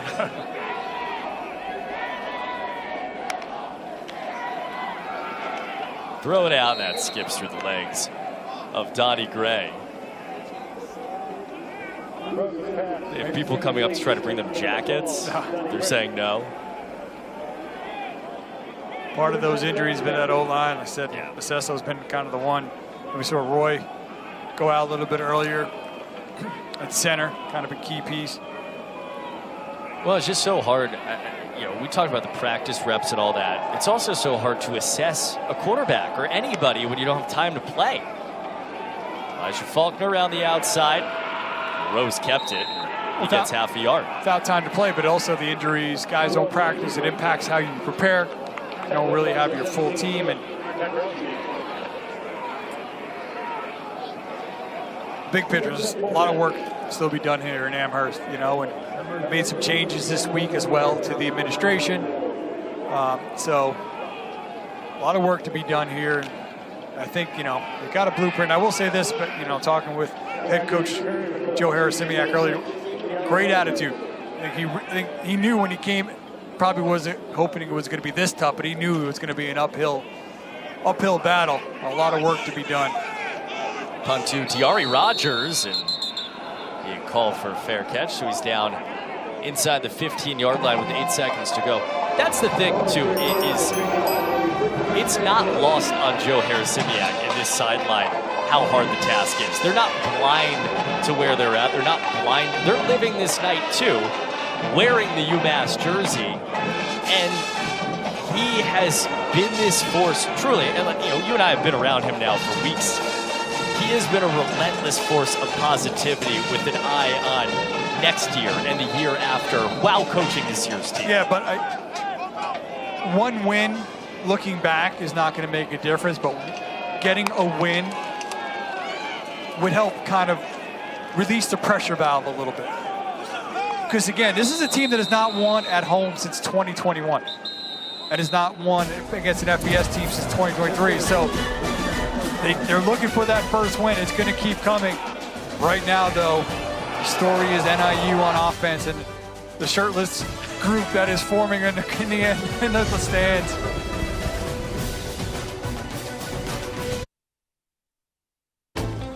I know what you're thinking. Here's Kristen Bell on a luxurious vacation with her pretend kids.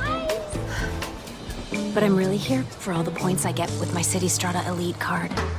I live for a fancy dinner where I don't have any idea what I'm eating. But what I really love, 6 times the points. Just eat your points, sweetie. I love you more than all the stars in the sky.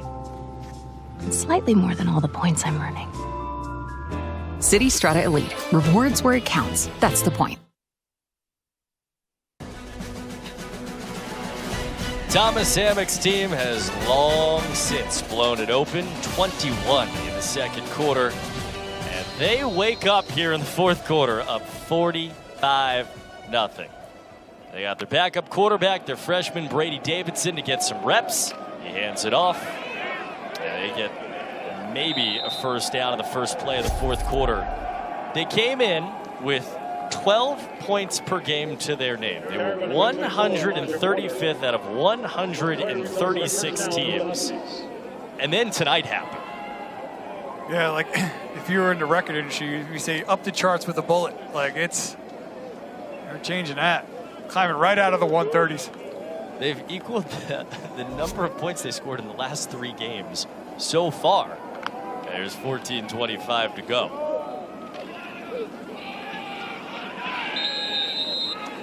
Off to the right side for Elijah Porter.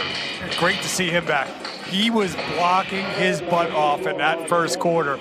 He had one down by the goal line where he sent some hardware flying. And I'll tell you what, he's a guy to watch. There's some young pieces to build off of within this Huskies program, and he is certainly one of them. Out of Ankeny, Iowa. That kid's having the night of his life. He's a former walk-on who scored his first career touchdown back when this was a tight game. Now we get some run here in the fourth quarter. Give it to him again. Elijah Porter, he had one. Now he smells 2 down to the 40-yard line. It was a walk-on. What are those guys in the recruiting business doing? I said a guy like that. You're not grinding enough tape. Doing a great block. And look at that wall. Easy for him to get up and then running behind those pads. I think they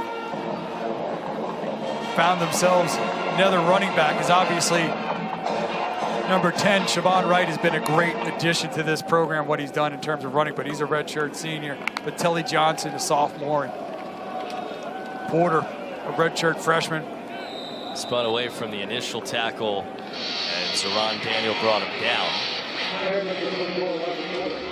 Ankeny, Iowa, the suburbs of Des Moines. You're not all over the Ankeny tape? No, listen, I will say this, I'll take partial blame, but if he was a walk-on in Northern Illinois, a lot of people miss it, you know?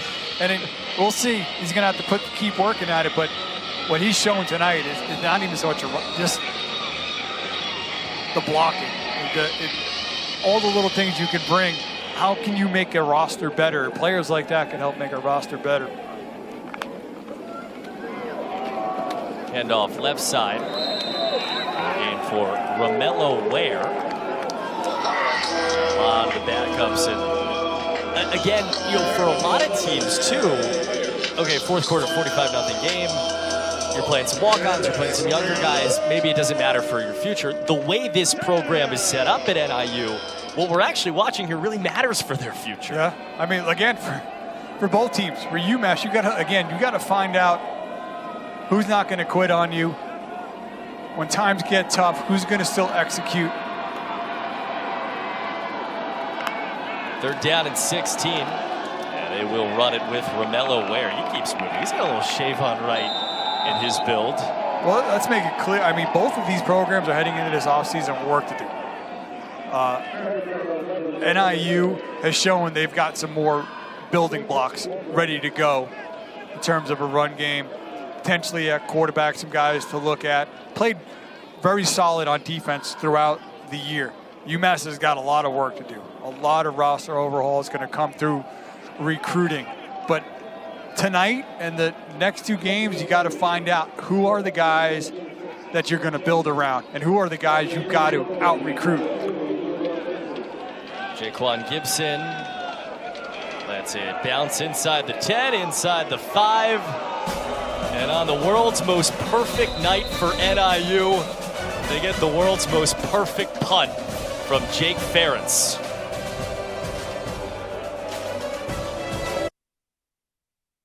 Seeking. The unsatisfied, emotional, defiant. Those who take things personally. Seeking. Exceptional people to do exceptional things. Seeking. Those who won't rest until there's enough of the medicine they make for everyone who needs it.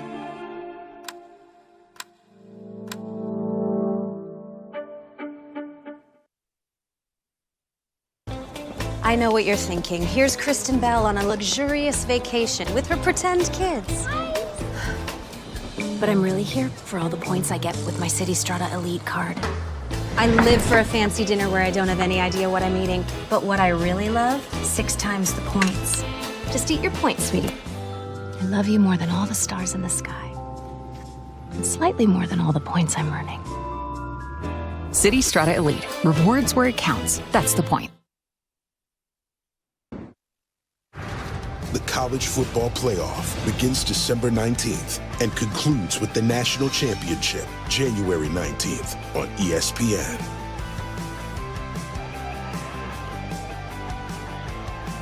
Leads us into Saturday as you see the bracket. As of right now, top 4 seeds of Alabama, Ohio State, Texas A&M, and Indiana. Notre Dame's going to get Pitt on Saturday. Alabama, Oklahoma, Texas, Georgia, all those teams available as Jaquan Gibson makes the catch and UMass gets away. Plays for the shadow of the goalposts. What catches your eye? I mean, you've seen South Florida, seen some of these other teams on this bracket. I don't know. Indiana, like, wow. The way they finished that game a week ago, like, you keep waiting for the bubble to burst and they just keep getting better. But then you also look like, heard the argument made, I think it might have come from Lane Kiffin saying, you know, what more does Texas, from another SEC coach saying, what more does Texas A&M have to do? Sitting there at 3, and it kind of feels like, is anybody playing as good as Alabama right now too? So it's, and you look at those 4, they're probably somebody's gonna knock somebody off in the conference championship.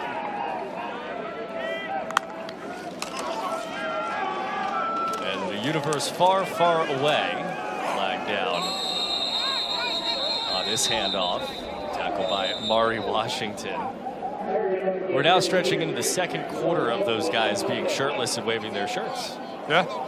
Personal foul, face mask, defense, 15-yard penalty, automatic, first down. And if you put your ear up to your TV and hear the speaker, you hear that cheer, it's coming from the corner of the bleachers.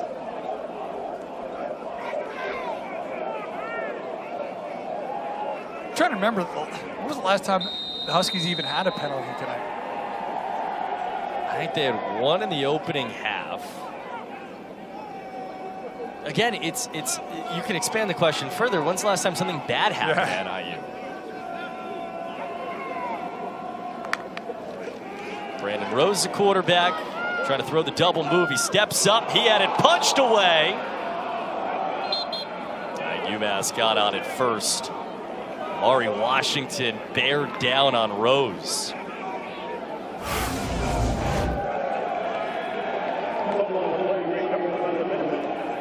Punch it out. Looks like he was trying to shovel it forward there.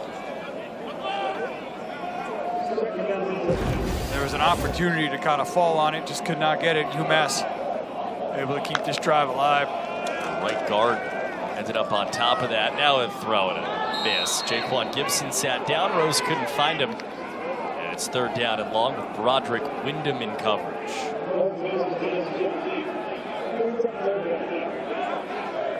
A little surprised that Joe Harris-Simiak's gone with Rose for as long as he has. I think he's just searching for anything at this point. I mean, they're trying everything. I was just thinking, it's funny that you said that, because I was thinking in my head too. I was going to ask you, I mean, do you just sell out with Harrison the next two? I mean, Rose does have a little bit more eligibility left.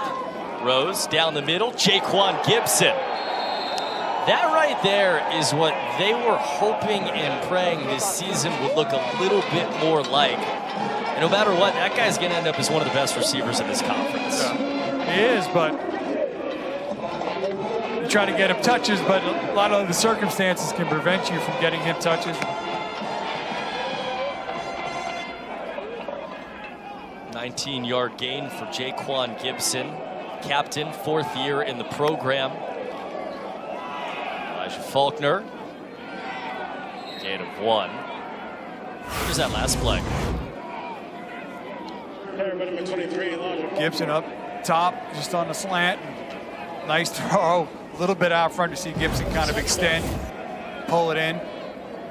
We had a nice throw and catch from Harrison. I think it was their first drive like that, but long bookends between those two catches.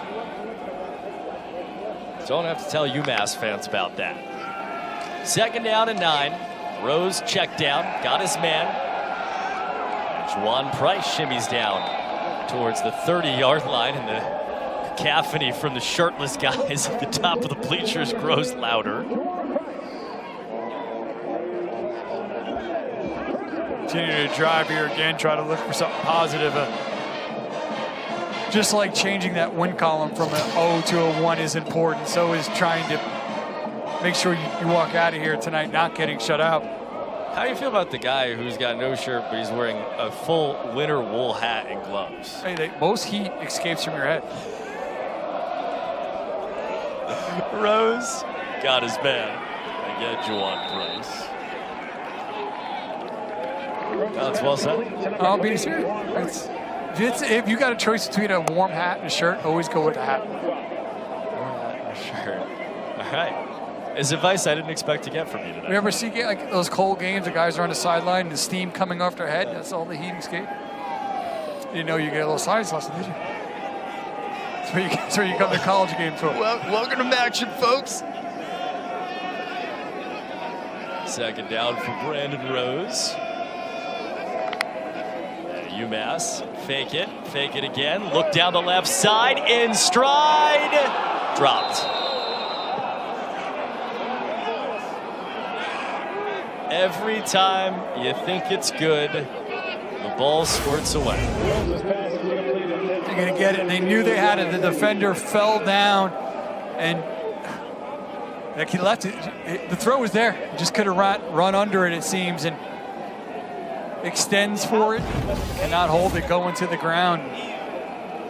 Dallas Elliott that close to his first career touchdown.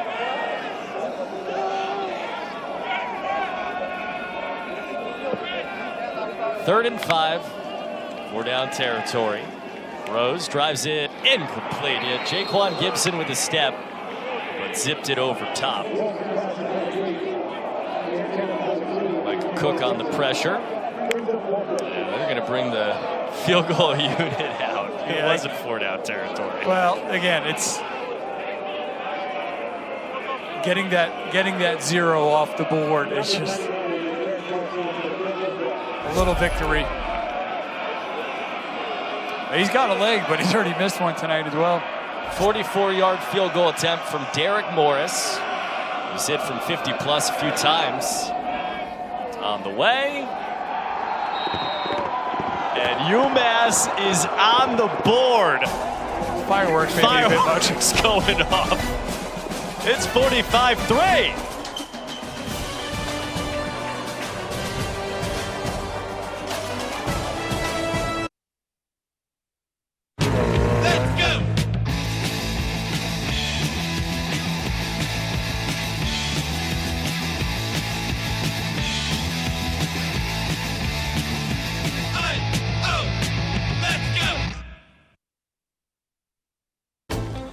I know what you're thinking. Here's Kristen Bell on a luxurious vacation with her pretend kids. But I'm really here for all the points I get with my City Strata Elite card. I live for a fancy dinner where I don't have any idea what I'm eating. But what I really love, 6 times the points. Just eat your points, sweetie. I love you more than all the stars in the sky. And slightly more than all the points I'm earning. City Strata Elite. Rewards where it counts. That's the point. Derek Morris gets UMass on the board. 45-3 game, 6:13 to go. Thanks for being with us on a Wednesday night of action, Craig Hawbert. I'm Cooper Boardman. The question is, if you're with us, do you have your shirt on? You know, that's information I'm going to live the rest of my life not knowing, and I'm good with that. But if you're not, we got a seat for you in the stands. The t-shirt toss actually broke those guys up for a little bit, but how ironic is it that they were looking for a free t-shirt? Talking about a group of guys who don't need a free t-shirt. Well, they're going to, close the head area just so they could, would you say? What percent of heat goes at the top of your head? Most of it. A lot. Marcus Lai will kick off with 6:13 to go. NIU on the way to its 3rd win of the season. UMass about to be 0-10 with 2 more tries, including 1 at home in 2 weeks against Bowling Green. But Bowling Green has had their struggles as well. It could be an opportunity there for both teams to try to end, but really for UMass to try to change that. Thomas McCoy almost broke that one. 6:08 to go. We'll step aside from Amherst.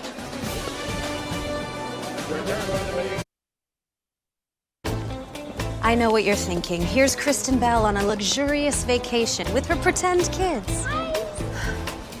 But I'm really here for all the points I get with my City Strata Elite card. I live for a fancy dinner where I don't have any idea what I'm eating. But what I really love, 6 times the points. Just eat your points, sweetie. I love you more than all the stars in the sky. And slightly more than all the points I'm earning. City Strata Elite. Rewards where it counts. That's the point. Saturday on ABC. That's a place to live all day. Notre Dame and Pitt start us at noon Eastern. That's where College Game Day crew is going to be. Alabama and Oklahoma, 12 versus 4. And we finish the night 7:30, Texas and Georgia. Lazaro Rogers doesn't want to be tackled. NIU doesn't want this night to end. With now 6 minutes to go in a 45-3 game. Georgia and Texas, I mean, especially for Texas, I'm not sure there's a better football team in the country that's more on the precipice of not being in the playoff. Well, I mean, just look, even Georgia with a loss is still in it. Texas, yeah, I mean, it's came in the year, such high expectations on Arch, and a little bit struggle out the gate, but see as how they can handle that. I tell you what, they did a great job coming into the SEC and being an immediate contender, but real test there, playoff, almost eliminator there in the way that things are going, especially in the SEC. So you got to imagine, again, even if between Alabama, Georgia, and A&M, some combination of those 3 clash, they're both going to probably make it in unless somebody just gets routed in the championship game. So I think really helping Texas out, too, even with a loss, though, is the way the ACC right now is struggling to probably only put in just 1. And they have so many teams that could be after what happened to Louisville last weekend. All those 1-loss teams in the conference, not unlike the MAC. but you got South Florida leading the pack with the group of 5. The ACC, if they continue to kind of knock each other off and only place in 1, it's gonna obviously naturally improve the depth for the SEC, for the Big Ten. And then obviously you got the Big 12 in there as well, but you're going to really see those 2 conferences kind of load up. And as you see South Florida leading the way, I saw them a little earlier this year. They really were kind of in the driver's seat, even in that Memphis game that they lost right till the end. Well, because that Memphis was a team that was going to win. It felt like out of that group of 5 as Rogers gets his 3rd straight carry on the drive to take us under 4 minutes to go. The interesting thing is if South Florida does make it into the playoff, though, could be good for South Florida for many reasons. One is, A, they're in the playoffs, regardless of what happens. 2, could take their head coach off the board in terms of all the openings, because they're going to go deeper into December, and a lot of schools are going to kind of try to look. There's a lot of openings right now, and he's certainly a name Golich to be looking at in terms of some of those openings. Remember their loss at come to Memphis, and then Memphis you felt like was maybe going to be the group of 5 winner. They lose to Tulane. Puts Tulane on the graphic we just watched. Navy, North Texas, Tulane, James Madison, even San Diego State. All possibilities. So, one of my old friends here, Ed Vito, one of the best in the business, I said, we need to know when we hit 50. We're at 51 rushing attempts for the night. 51 rushing attempts. They got to 5-0 plus. Would equal a W, or I think it's safe to say. I know we got a little more game to play. And they've run for 307 yards. I'll bet a whole lot they're doing it again. Yep. Lazaro Rogers that time into the teeth. So their other dominant performance on the year was against Ball State, 57 rushing attempts. For 305. Yep. Tonight, they're creeping up on 57 and over 300. So the recipe is success. Run to win. Especially, and you can do that if they block the way that they blocked as a unit tonight. It makes you think. I said it earlier. The school record, it was set in 1997 when they ran it 81 times in a game. How did that even happen? Well, you remember they put in the freshman Davis and threw it some, so that took away some rush attempts. But either way, 50 plus from the former running back and his crew, putting together a strong night tonight.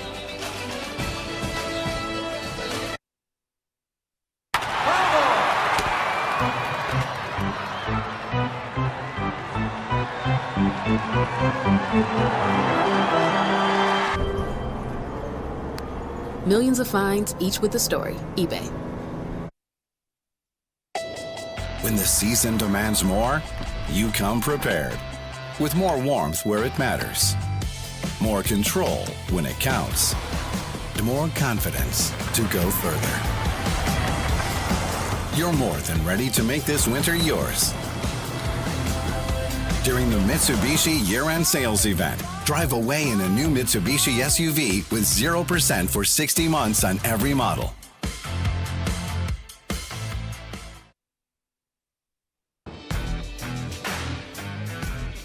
All right, there's a lot that blew up in the MAC tonight. Buffalo came in as a one-loss group. They're down 31-13 against Central Michigan. Miami, Ohio came in as a one-loss group. They're down big against Toledo. It's great news for Western. They're 5-1, sitting pretty. And we, Craig, are about to have 6 two-loss teams in this conference. Yeah, well, it'll be interesting, too. Western Michigan's in the driver's seat, but who do they have next?